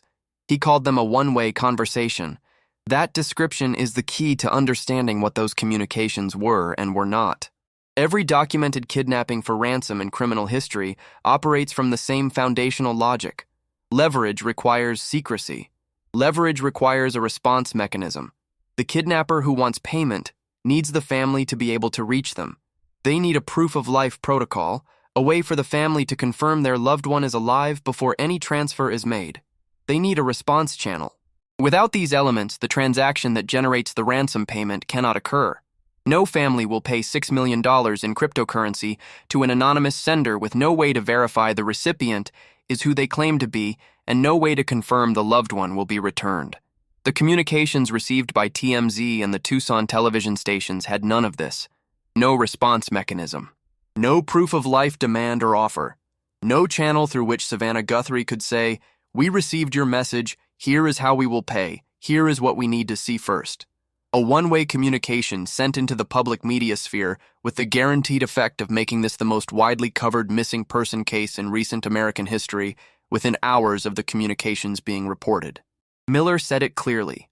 A genuine kidnapper who wants payment does not send demands to TMZ. A media outlet cannot pay a ransom, cannot receive a wire transfer, cannot facilitate a cryptocurrency transaction, cannot verify proof of life, cannot do anything that the operational structure of a ransom negotiation requires. What a media outlet can do is publish the communication, make it national news, and establish a public narrative. Jim Clemente's behavioral analysis of this choice goes further. He argues that someone who directs communications to TMZ and a local news channel does not primarily want money. They want the story told at scale. They want the emotional and public response that comes from turning a crime into a national event. The ransom demands were not an opening move in a negotiation. They were a narrative deployment. The choice of the local Tucson television station alongside the national celebrity outlet carries additional behavioral significance. Clemente believes the local outlet was not a default or an error. He believes it may have been a deliberate choice by someone with local roots, someone watching local news, someone who wanted the community around them specifically to understand the magnitude of what had happened. The local station was not the oversight. It may have been the point. And then Savannah Guthrie stood in front of cameras and delivered exactly what, in Clemente's behavioral framework, this kind of fixated or audience-seeking actor wanted to see. She spoke with unguarded devastation. Her composure, the professional poise that a lifetime in front of cameras produces, was visibly overwhelmed by the grief of a daughter who is terrified she may never see her mother again. For someone whose motivation includes the desire for recognition, for acknowledgement, for the experience of having forced a specific response from a specific high-profile target, that footage of Savannah's devastation may have delivered something more emotionally significant than $6 million in cryptocurrency ever would have. Act 15. The people who were questioned. The investigation generated two major operations in which people were detained, questioned, and subsequently released. The details of those operations and the specific individuals involved have been used by online commentators in ways that damaged innocent people and deserve to be addressed directly and carefully. The first major operation occurred on February 10th, the same day the FBI released the doorbell camera footage. Law enforcement detained a man during a traffic stop approximately 60 miles south of Tucson, near Rio Rico, close to the U.S.-Mexico border. The Pima County Sheriff's Department confirmed the detention on social media, stating the subject was stopped during a traffic stop south of Tucson and was being questioned in connection with the investigation. Simultaneously, a federal search warrant was being executed at a home in Rio Rico. The operation involved multiple law enforcement agencies and multiple individuals were ultimately detained. All were released. No charges were filed. Sheriff Nanos subsequently confirmed, on the record, that the man stopped in the traffic stop had been investigators' person of interest at that time and had been cooperative. Former FBI Assistant Director for the Criminal Investigative Division Chris Swecker offered a candid assessment of what the operation's outcome meant for the investigation. "If they have thousands of leads and that was their best lead and they had to cut him loose," Swecker said, "that makes me think they may not be as far along as he had thought." It was an honest observation from a credible voice, and it reflected the reality that a high-profile operation, producing no arrest and no evidence that could be publicly disclosed, is not the same as a breakthrough. The second major operation came on February 13th, 3 days later. Aerial footage of tactical vehicles and uniformed agents moving through a residential neighborhood approximately 2 miles from Nancy's home was stunning in its scale. It generated enormous public attention and enormous public hope that an arrest was imminent. The operation lasted through the night. 4 people were detained. A vehicle was towed for forensic search. A warrant was executed at a residence. And then, the following morning, Nanos confirmed that no arrests had been made, no one remained in custody, and no suspects had been named. Luke Daly is the individual who subsequently spoke publicly about his experience during that second operation. He was stopped while driving home, held for approximately 4 to 5 hours. His Range Rover was towed and subjected to forensic search, and his cell phone was seized. At the time of his public interview, his phone had still not been returned. He described the experience as a nightmare. He said the worst part was not being able to contact his mother, who has health issues, during the hours of detention. He told Brianna Whitney of Arizona's family that he has nothing to do with the case and that the image in the doorbell footage is not him. He said he wants Nancy Guthrie to come home safely and for his name to be cleared. Carlos Palazuelos was the person detained on February 10th, according to the detailed TMZ timeline of the case. He was released after law enforcement determined he had no connection to the case. He told reporters outside his home that he had no idea who Nancy Guthrie was and expressed frustration that investigators had damaged his door and garage during the operation. Both men were questioned and released. Neither was charged. The investigation has publicly cleared both individuals. Act 16. The Internet Got It Wrong. The Dominic Evans Story. If there is one dimension of this case that I feel most strongly obligated to address clearly and emphatically, it is the behavior of online communities who identified a specific private individual as the suspect with a level of certainty and persistence that caused genuine documented harm to a person who had nothing to do with Nancy Guthrie's disappearance. Dominic Evans is an elementary school teacher. He plays in a band with Tommaso Cioni, the husband of Nancy's daughter, Annie. The connection is thin, peripheral, the kind of connection that exists between people in a social circle where overlapping relationships are unremarkable, but online communities, operating from a combination of the physical description released by the FBI and a perceived resemblance between that description and photographs of Evans, coalesced around him as a suspect with the fervor that social media enables and the accountability that social media eliminates. The harassment Evans subsequently experienced was severe and sustained enough that he spoke to the New York Times about it in an interview that documented the specific nature of what he had been subjected to. He said he felt like someone had taken his name, a man's name, and by extension his professional identity, his standing in his community, his sense of safety and normalcy, had been appropriated by a crowd that operated without verification and without consequences for being wrong. Sheriff Nanos, while declining to specifically clear individuals beyond the immediate Guthrie family in his public statements, said something that I think deserves to be repeated here. He said he wished he could jump out and defend every single one of them that has been falsely accused. That statement from the lead investigator on this case is a direct repudiation of the online investigations that targeted Evans and others. Nanos knows what the evidence shows. He knows who the investigation is focused on. And he looked at the camera and said that the people being named online are not the people the investigation is pursuing. The Guthrie family was also the subject of sustained online suspicion in the early weeks. Attention focused particularly on family members and their spouses, with theories that were built on nothing more than proximity and misapplied motive logic. Nanos addressed this with unusual directness in a statement on February 17th. The Guthrie family, including all siblings and all spouses, has been cleared as possible suspects. They have been cooperative and gracious throughout. They are victims. The statement used the word victims twice in different constructions, as if anticipating that the point needed the emphasis of repetition. The cartel theory that is circulated on Reddit and across social media deserves similarly direct address.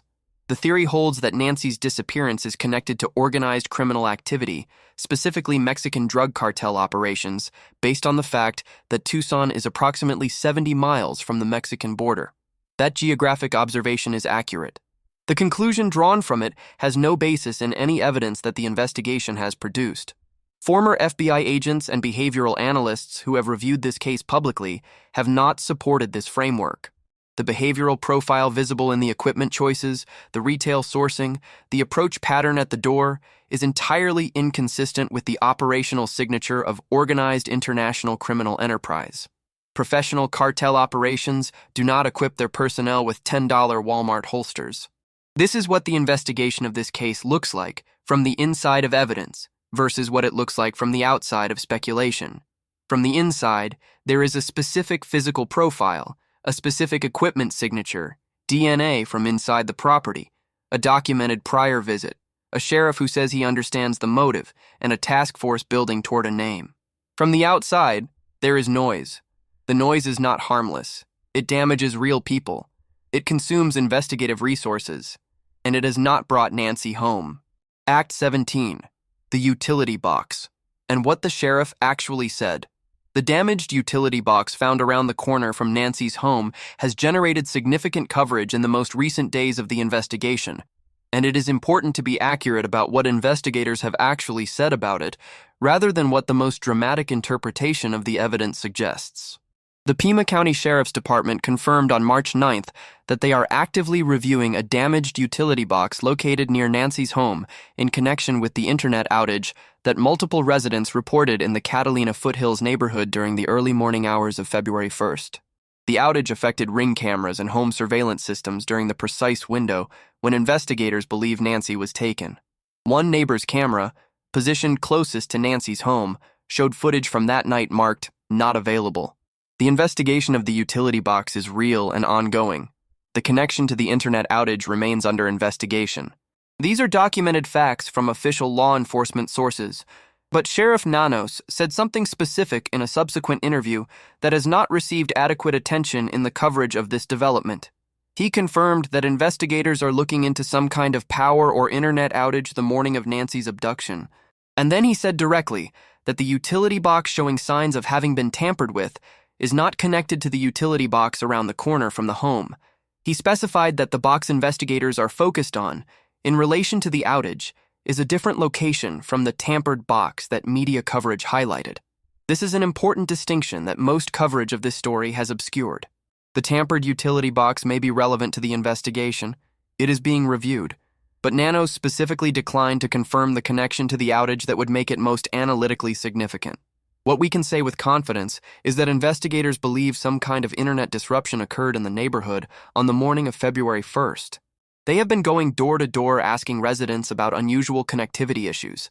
Federal investigators are examining whether the disruption was connected to the abduction, the mechanism of that disruption, whether a physical infrastructure interference, a wireless jammer, or some combination, remains under active investigation.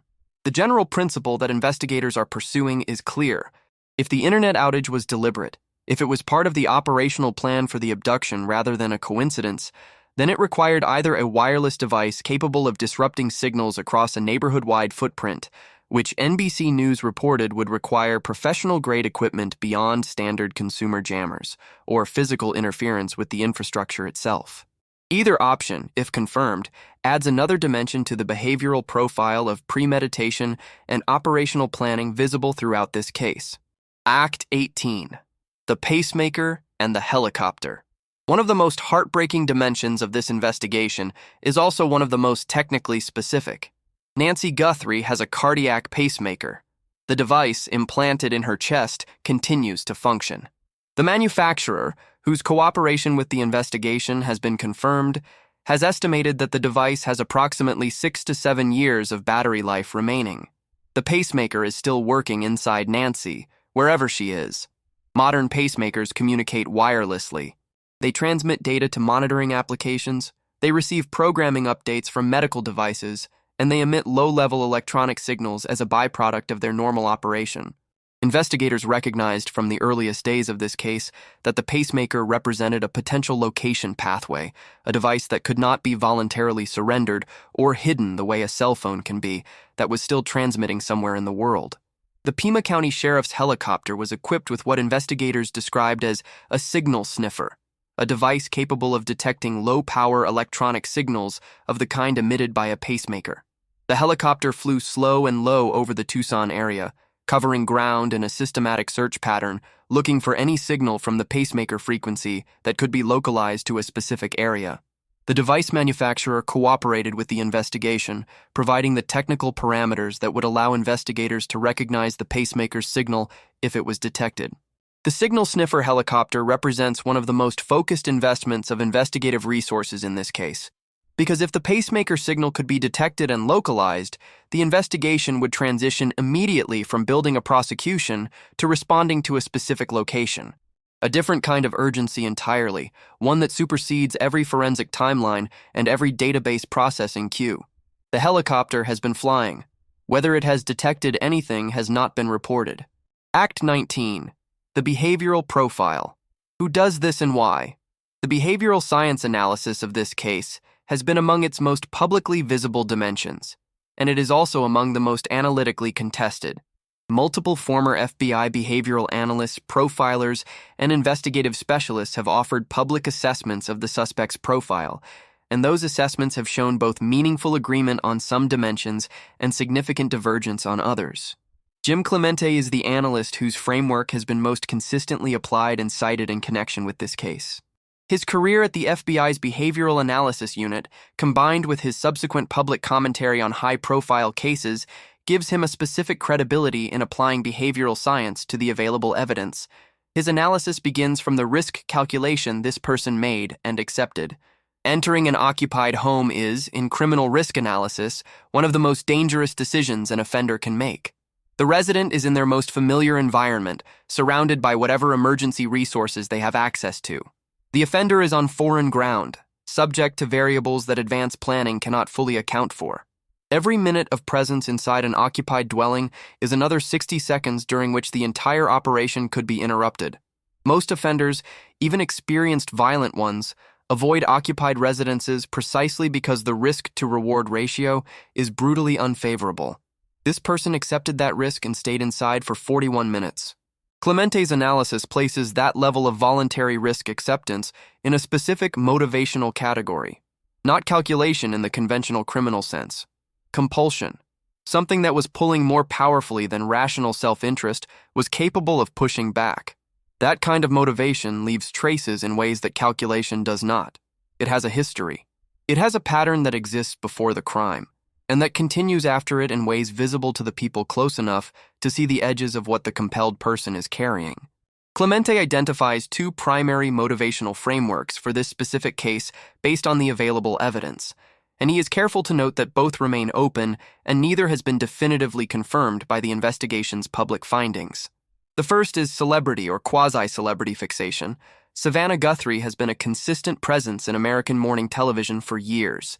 Her professional life, her family life, her emotional responses to public events have all been broadcast into millions of homes. Nancy Guthrie, as documented in the public record of Savannah's career, exists at the documented intersection of that public presence and private life. She appeared on television with her daughter. She was photographed with her.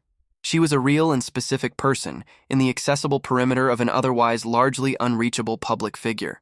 There is a documented clinical pattern in which an individual who develops a fixation on a public figure extends that fixation to the people and spaces that surround them, the accessible perimeter. Nancy, in this framework, was not the primary target of the fixation. She was the accessible point at which a fixated individual's obsession could express itself in the real world. The fixation, whatever its emotional character, admiration, grievance, distorted relationship belief, identified Nancy as the person through whom something could be forced into being that the fixated individual could not otherwise achieve. Clemente and former profilers Jim Fitz and Ray Carr, contributing to the behavioral analysis, argue that the suspect likely has a prior history with this kind of fixation, not necessarily involving the Guthrie family specifically, but involving other public or semi-public figures over an extended period.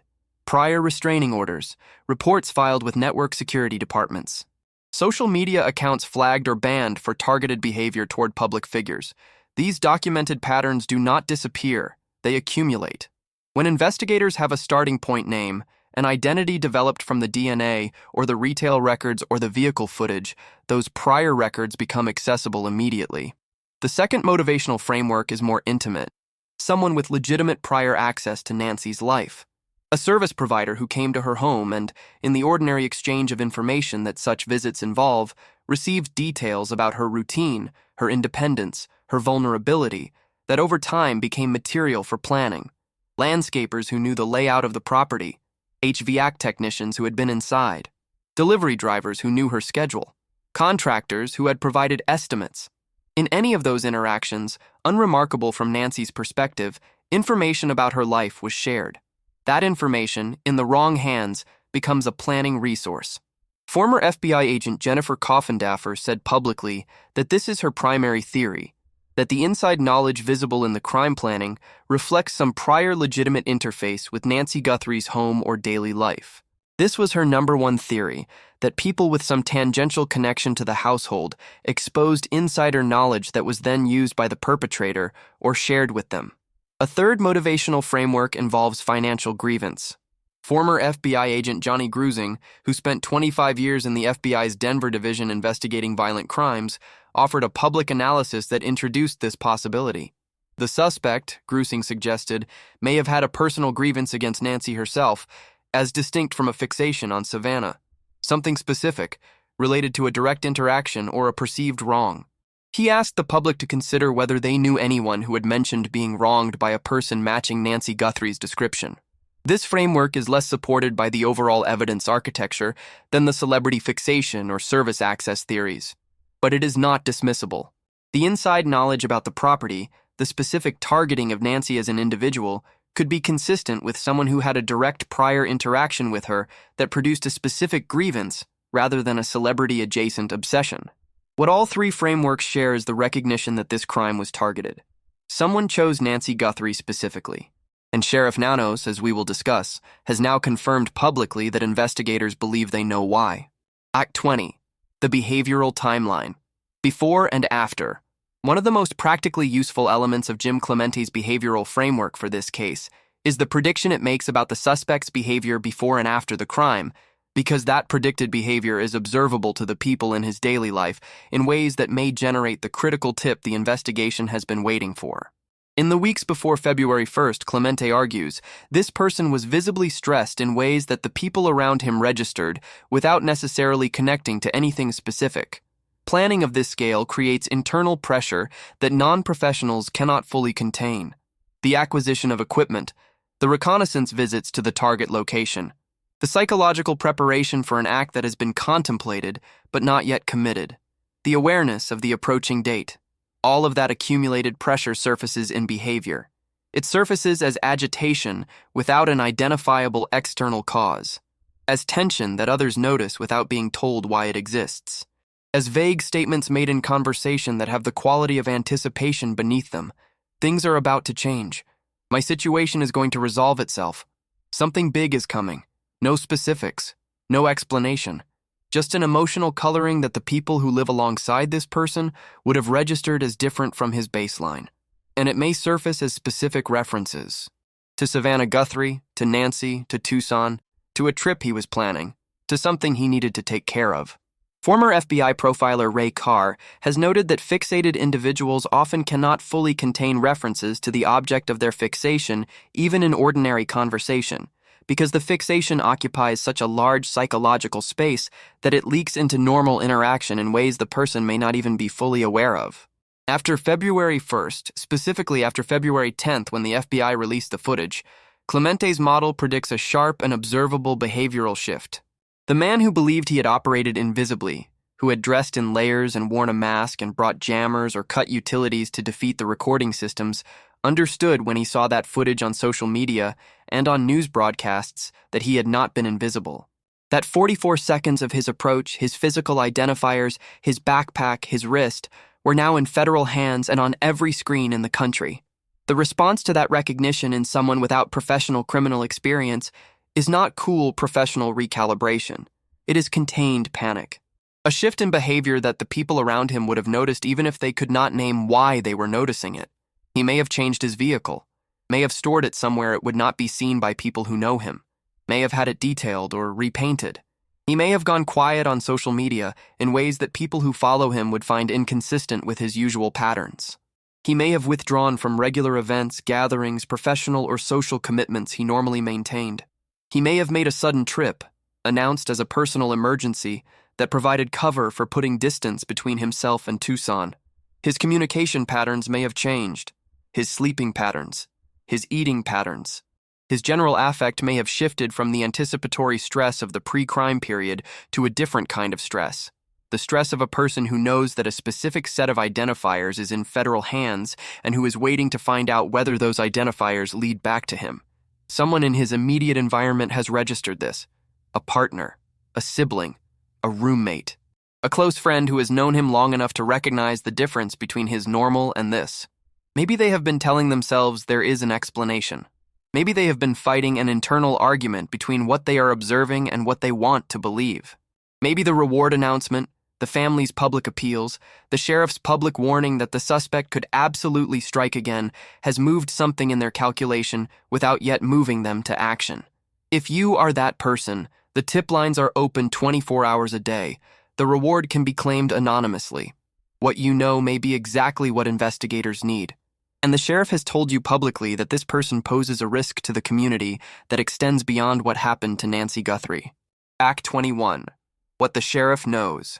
The motive statement. On March 12, 2026, Pima County Sheriff Chris Nanos gave an interview to NBC News that aired on Thursday evening. He was asked whether the suspect in Nancy Guthrie's disappearance could strike again. He said absolutely. Criminal minds are criminal minds. And then he said something that stopped everyone who was listening.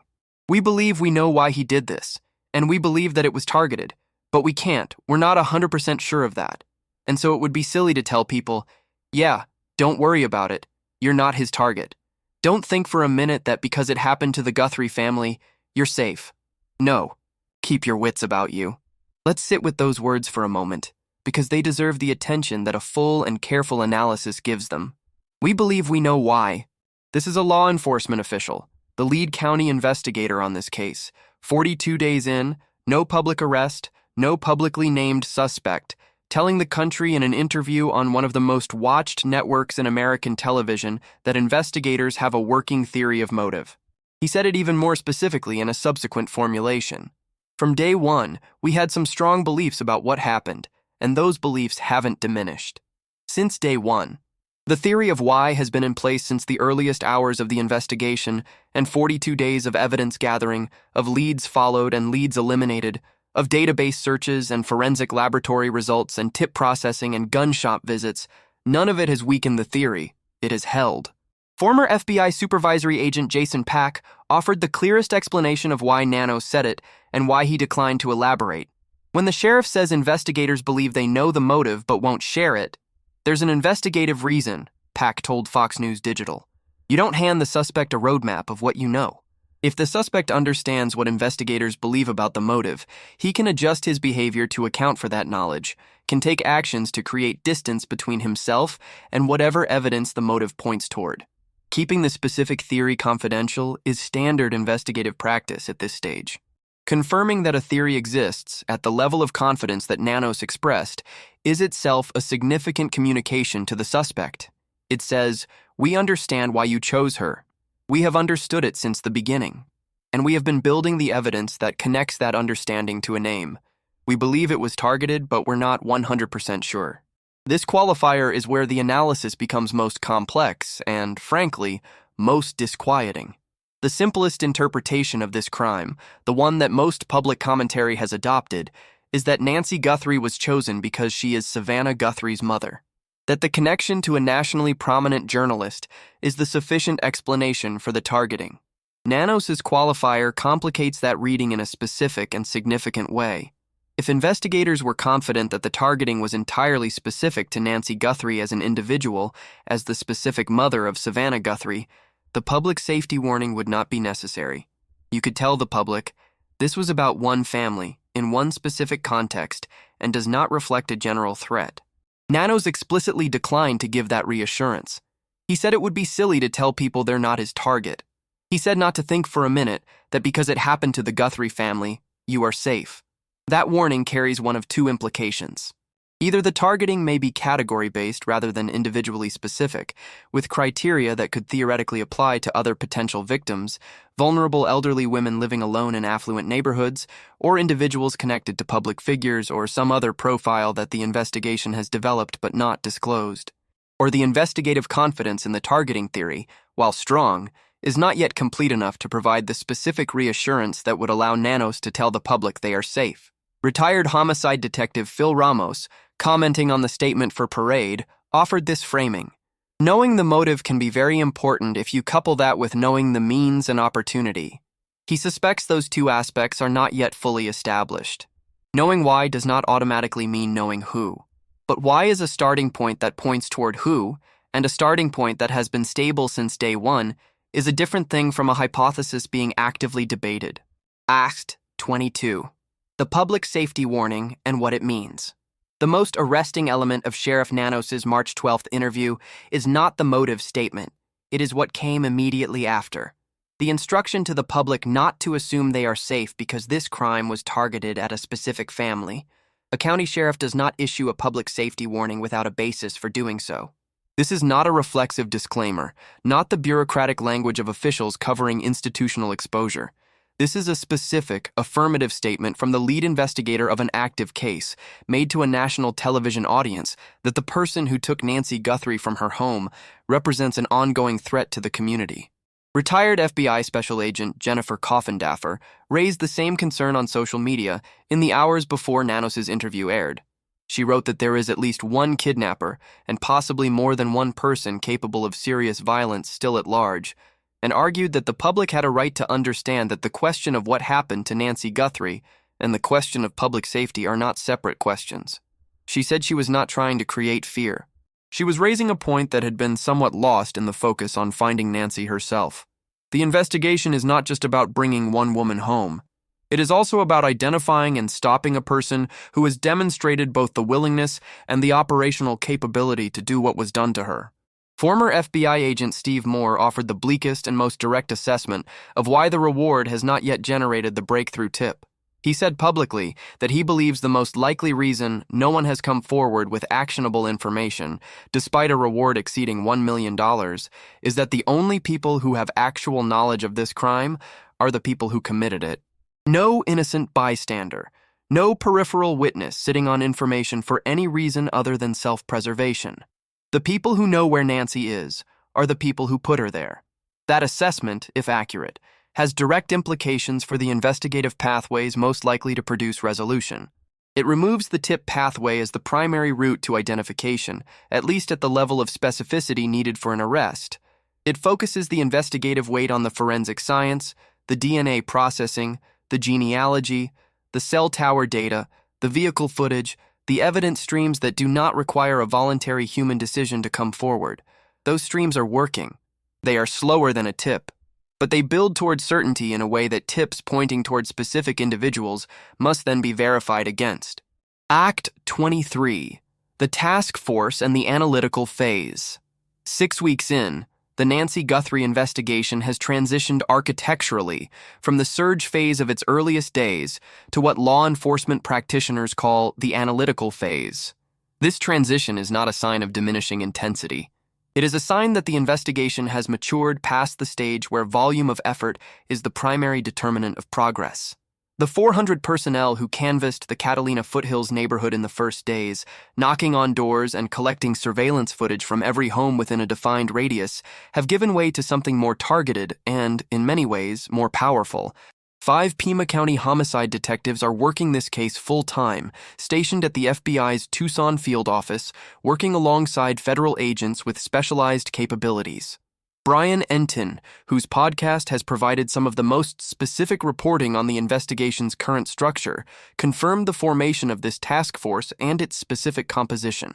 A dedicated task force of this composition is not formed for cases that are cooling. The decision to station homicide detectives specifically at the FBI's facilities reflects a deliberate integration of the county and federal investigative threads, a joint operation in the specific practical sense of people sharing physical workspace, sharing real-time information, and coordinating their separate evidence streams toward a common endpoint. The phase of work that a task force of this kind is conducting is not about adding new evidence to the pile.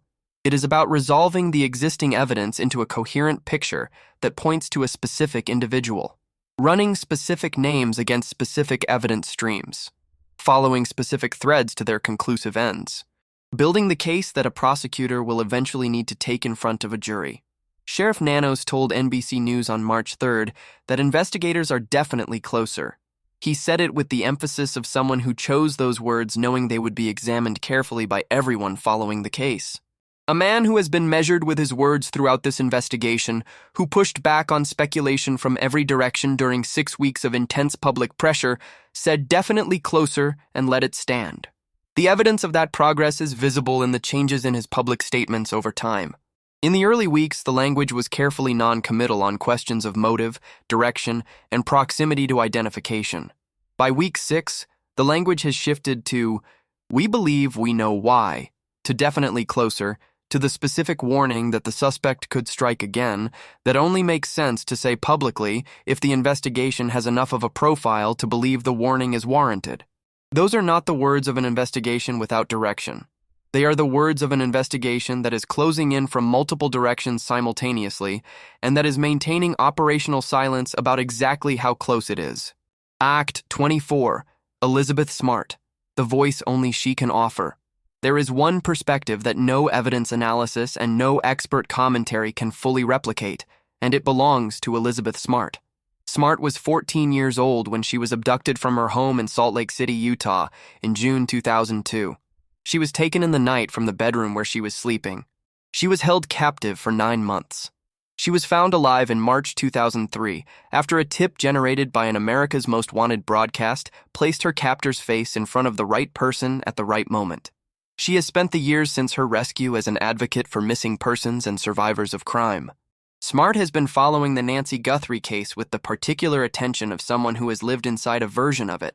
She spoke publicly this week, and what she said deserves to be heard in full rather than filtered through analytical distance. She acknowledged the statistical reality directly. She said she knows what law enforcement will tell you, that if a person is not found within the first 24 to 48 hours, the probability of survival diminishes substantially. She did not deny that reality. She did not pretend the statistics are comforting. And then she said what only she can say from the experience of having been the exception to those statistics. She said she always feels like we can't give up, because if that mentality had prevailed in her own case, she would not be here to speak. She came back. There are other victims who come back. And she said that truth, not as a sentiment, but as a documented fact about her own life. That is not a formula or a cliche. That is a woman who spent 9 months in captivity and came home standing in front of you and saying that the statistics about the first 48 hours are real, and she is also real. And she is the evidence that the statistics are not the whole truth. Nancy has been missing for 42 days. Elizabeth Smart was missing for 279. She came home because people refused to stop looking, because investigators kept working, because the public engagement that eventually put her captor's face in front of the right person at the right time never fully receded. The tip lines are still open. The investigation is still active. The science is still working. The helicopter is still flying. The task force is still building the case. None of that stops because 42 days is a long time. None of that stops because the statistics are not encouraging. Elizabeth Smart is alive and advocating for Nancy Guthrie, and that fact alone is worth holding on to when the numbers feel impossible. Act 25. The new camera images, pool and yard evidence. A development reported by ABC News from sources close to the investigation adds another dimension to the physical evidence picture from Nancy's property that has received less attention than its analytical significance warrants. In addition to the front door camera whose footage became the central visual evidence in the case, Nancy's property had motion-activated cameras positioned at the pool area, the backyard, and the side yard. These cameras were not previously understood to be part of the footage recovery operation. But investigators working with the same forensic methods that produced the 44 seconds from the front door camera applied those methods to the pool and yard camera systems as well. What they recovered were thumbnail images, not full video. The motion-triggered systems had recorded movement across an unspecified period and stored thumbnail previews of those triggers, but the full video footage could not be recovered with the methods available. The thumbnails, however, were accessible and were processed as part of the forensic image recovery. The FBI's official statement on these images was that nothing recovered from the pool and yard cameras appeared suspicious.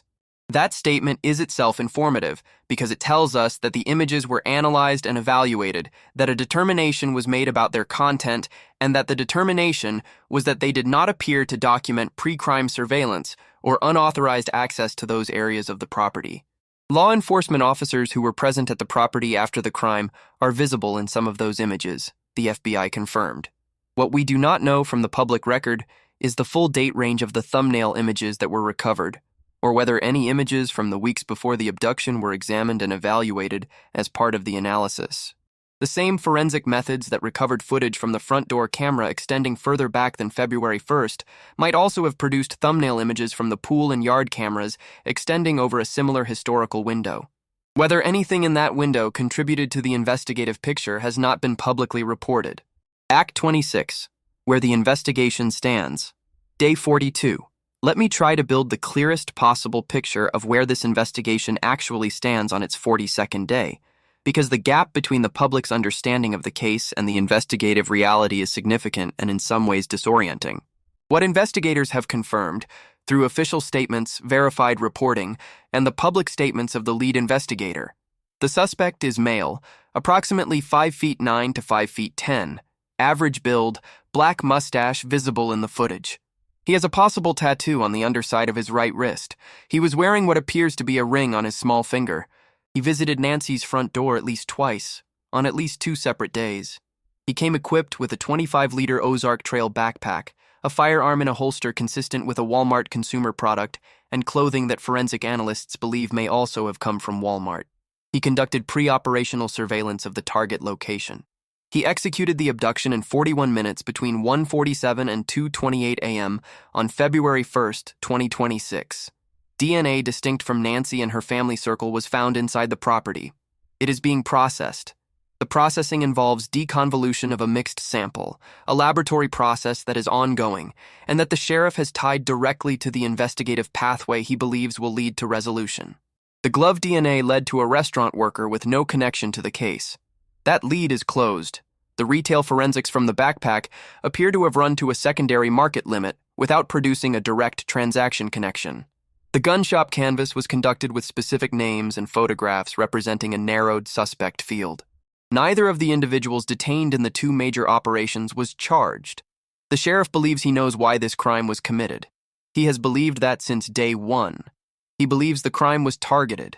He is not 100% certain the targeting was specific enough to the Guthrie family alone to give the public unconditional safety reassurance. He has warned the community to keep their wits about them. A dedicated task force of 5 homicide detectives and FBI agents is working the case full-time. The investigation is in the analytical phase, running specific threads to their ends rather than accumulating new evidence.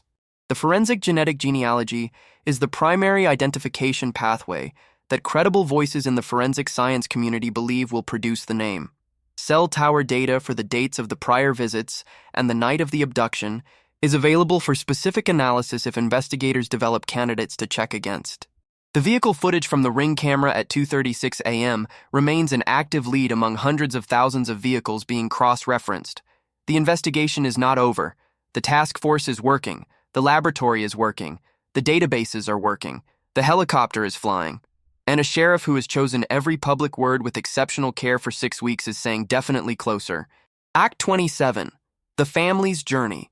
The public dimension of the Guthrie family's response to Nancy's disappearance deserves its own examination, because the videos Savannah Guthrie has produced and the public appeals she and her siblings have made are not simply emotional content.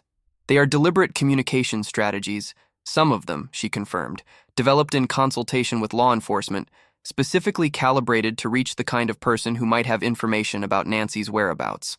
Savannah stepped away from NBC immediately after February 1st. She had been scheduled to co-host the coverage of the 2026 Winter Olympics opening ceremonies. She did not host them. She stayed in Tucson. She appeared on social media regularly, each video calibrated to a specific communicative purpose. The earliest videos addressed themselves simultaneously to the public and explicitly to whoever had taken her mother. They humanized Nancy. They were careful not to set conditions or make threats. They expressed willingness to talk, to respond, to do whatever was being asked without confirming specifics of any ransom communication. They kept every door open. One video in particular, which she said was written with the FBI's input, contained a phrase that Savannah chose with specific care: "It is never too late to do the right thing." She said it twice in different formulations, in a way that made clear it was not a passing sentiment. It was a direct message to whoever had taken Nancy, framing the possibility of returning her not as surrender, but as the right thing, as something that did not require an explanation beyond that simple moral frame. That message, crafted with federal law enforcement guidance, was designed to create a psychological opening for someone whose decision to reach out and do the right thing might otherwise be paralyzed by fear of consequences. In a later video, Savannah said something that told the watching world, if they were paying close enough attention, about what the family had been told by investigators behind closed doors. She said her family knew that Nancy may be lost, that she may already be gone. A daughter who has received some indication from the people closest to this investigation that the probability of a living hostage is diminishing, standing in front of a camera anyway, keeping every door open, saying whatever might reach whoever needed to hear it. On March 2nd, more than a month after Nancy disappeared, photographs showed Savannah, Annie, and Tommaso visiting the growing tribute of flowers and cards that had accumulated outside Nancy's home. Savannah posted the photo on Instagram with a message that ended with the words, "Bring her home," present tense, active, a statement of ongoing belief in the face of 42 days of silence. On March 5th, she visited the Today Show studio in New York for the first time since February, not to appear on air but to embrace her colleagues, to be in the place that is her professional home, to receive the human support that a family in crisis needs from the people who have been part of her daily life for years. Jenna Bush Hager told the Today audience about the visit. She said Savannah had told her it felt like the hardest thing to do, but also like home. She said Savannah intended to return to the show but does not have a timeline. The family has offered $1 million of their own money for information leading to Nancy's recovery. The FBI has offered an additional $200,000. The combined reward stands at over $1,200,000, payable anonymously to anyone whose information leads to Nancy Guthrie's location or to the arrest and conviction of those responsible. Act 28. The investigative logic. Why no arrest yet? The question that everyone following this case is living with, the question that the 42-day timeline makes impossible to avoid, is why, with the scale of resources deployed and the evidence assembled, there has been no arrest. The answer is not a single failure, but a combination of factors that together explain the pace of an investigation that is, by all credible accounts, genuinely progressing toward resolution. The first factor is the nature of the primary forensic pathway. Forensic genetic genealogy, the methodology the investigation has been pointing toward as its most likely route to identification, does not operate on the timeline of public impatience. It is a laboratory process that involves computational analysis of mixed DNA samples, partial database matching, genealogy research across family trees that may involve hundreds of individuals across multiple generations, and cross-referencing of genetic candidates against every other evidence stream available. The Golden State Killer investigation deployed this methodology successfully, but it took time. The Idaho student murders case produced a result faster, but it also began with a cleaner single-source DNA sample. The quality and composition of the biological material from Nancy's property, which Nanos has described as requiring deconvolution, is a factor that cannot be rushed by public pressure. The second factor is operational security. Every specific identification detail released publicly, every timeline confirmed, every name mentioned, is information that reaches the suspect as surely as it reaches the public. The deliberate withholding of specific motive details, the careful official language around the two-visit confirmation, the silence about what the specific DNA processing has produced, all of this reflects an active investigative decision to preserve the element of surprise for an arrest that, when it comes, needs to be able to be executed before a suspect can destroy evidence, flee, or otherwise compromise the prosecution that follows. The third factor is standard of proof. An arrest is not an identification. An arrest requires the legal standard of probable cause, a documented basis for believing that a specific person committed a specific crime. A name produced by forensic genetic genealogy, or by cell tower data, or by vehicle identification needs to be cross-referenced against every other evidence stream before it becomes the foundation for an arrest warrant. The investigation has been building that cross-referenced foundation for 42 days. The question is not whether the foundation exists, but whether it yet meets the legal standard for the action that ends this case. Former FBI agent Steve Moore's assessment that the only people with direct knowledge of this crime are the people who committed it points toward the investigative reality that tips from the social circle of the suspect are unlikely to produce a breakthrough before the forensic science does. The case is going to be solved from the evidence, not from the public. The evidence is being worked. Act 29. What happens next? The path forward in this investigation runs along several parallel tracks that the task force is pursuing simultaneously, and the most likely resolution comes when those tracks converge on the same name. The forensic genealogy track produces a family tree. The family tree is narrowed against geographic location, against age, against physical characteristics consistent with the footage, against every other data point the investigation has assembled, until a specific individual emerges as the candidate. That candidate is then checked against the cell tower data, against the vehicle records, against the Walmart purchase history, against every confirmable fact the investigation has established. If the candidate matches across enough of those independent streams, the standard of probable cause is met, and an arrest follows. The cell tower track, if investigators have not yet completed the review of carrier records for January 11th and January 24th and other specific dates in the reconnaissance calendar, produces a map of a specific device's movement through the Catalina foothills during weeks when the suspect is believed to have been there. If that device can be identified to a specific account holder, the identification pathway accelerates significantly. The vehicle track, reviewing hundreds of thousands of vehicles against the Kia Soul footage from 2:36 a.m. and against any other camera records from the suspect's movements through the Tucson area on the relevant dates, may produce a license plate, a make and model confirmation, a registered owner whose name the investigation can then run against every other track. Any one of these tracks producing a specific name that holds up across the others is the event that resolves this investigation. The question is which track gets there first. And the honest answer is that the forensic genealogy, the one Nanos and Cece Moore and the investigation's most credible voices keep returning to, is the track building toward a name that will be confirmed rather than suspected. When that name emerges, everything happens quickly. An arrest, a detention, the beginning of a prosecution. And everyone who has been praying hopes the answer to the question that has been at the center of this case since the moment it began: where is Nancy Guthrie?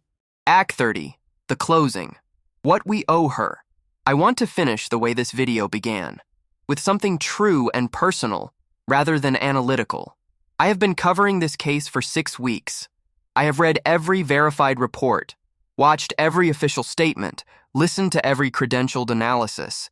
I have built scripts and done research and spent hours inside the evidence that investigators have made public, trying to give you the most accurate and complete picture of what is actually known and what remains unknown. And through all of it, the thing that has stayed most present for me is not the forensic science or the behavioral profile or the cell tower data. It is the image that closes the TMZ timeline of this case, the image that I keep returning to because it is the one that contains the full weight of everything this investigation is trying to restore. A Saturday evening, a card game, dinner with family. An 84-year-old woman, independent enough to take her own Uber because she preferred it, who played cards with the people she loved most, who said goodbye at the end of a perfectly ordinary evening, and who walked inside her house at 9:50 at night in the complete and reasonable confidence that the world would behave as it had always behaved, that the morning would come. That Sunday service would proceed as it always had.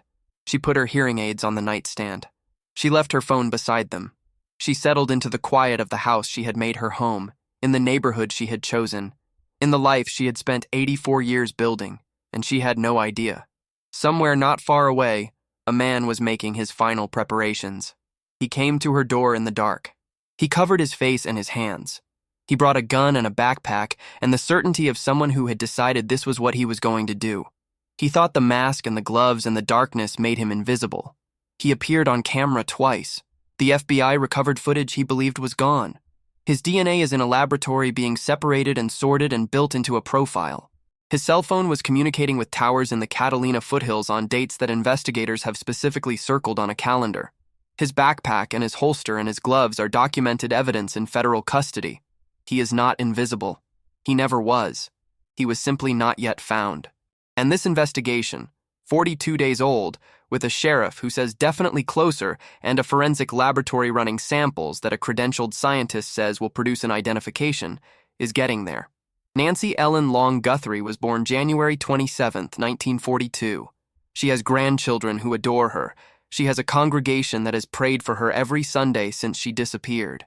She has a daughter who has stood in front of cameras and kept every door open with a grace and a persistence that the whole country has witnessed and that has broken our hearts in the specific way that dignity under unbearable pressure always does. She deserves to come home. Her family deserves to stop waiting. And the truth of what happened at that front door in those 41 minutes on a winter night in Tucson deserves to be told completely, with every piece of evidence brought to bear, however difficult the conclusion turns out to be. I pray for her every day. I will keep praying, and I will keep covering this case until there are answers. If you have any information about the disappearance of Nancy Guthrie, call the FBI at 1-800-CALL-FBI or submit a tip at tips.fbi.gov. The Pima County Sheriff's Department tip line is 520-351-4900. The combined reward stands at over $1,200,000. Every tip can be submitted anonymously. If you are the person sitting with something you don't know what to do with, this is your sign. It is never too late to do the right thing. Savannah Guthrie said it herself in a video the FBI helped her write, because every word of it was chosen carefully. It is never too late. Nancy, we are still here. We are still asking. Please come home.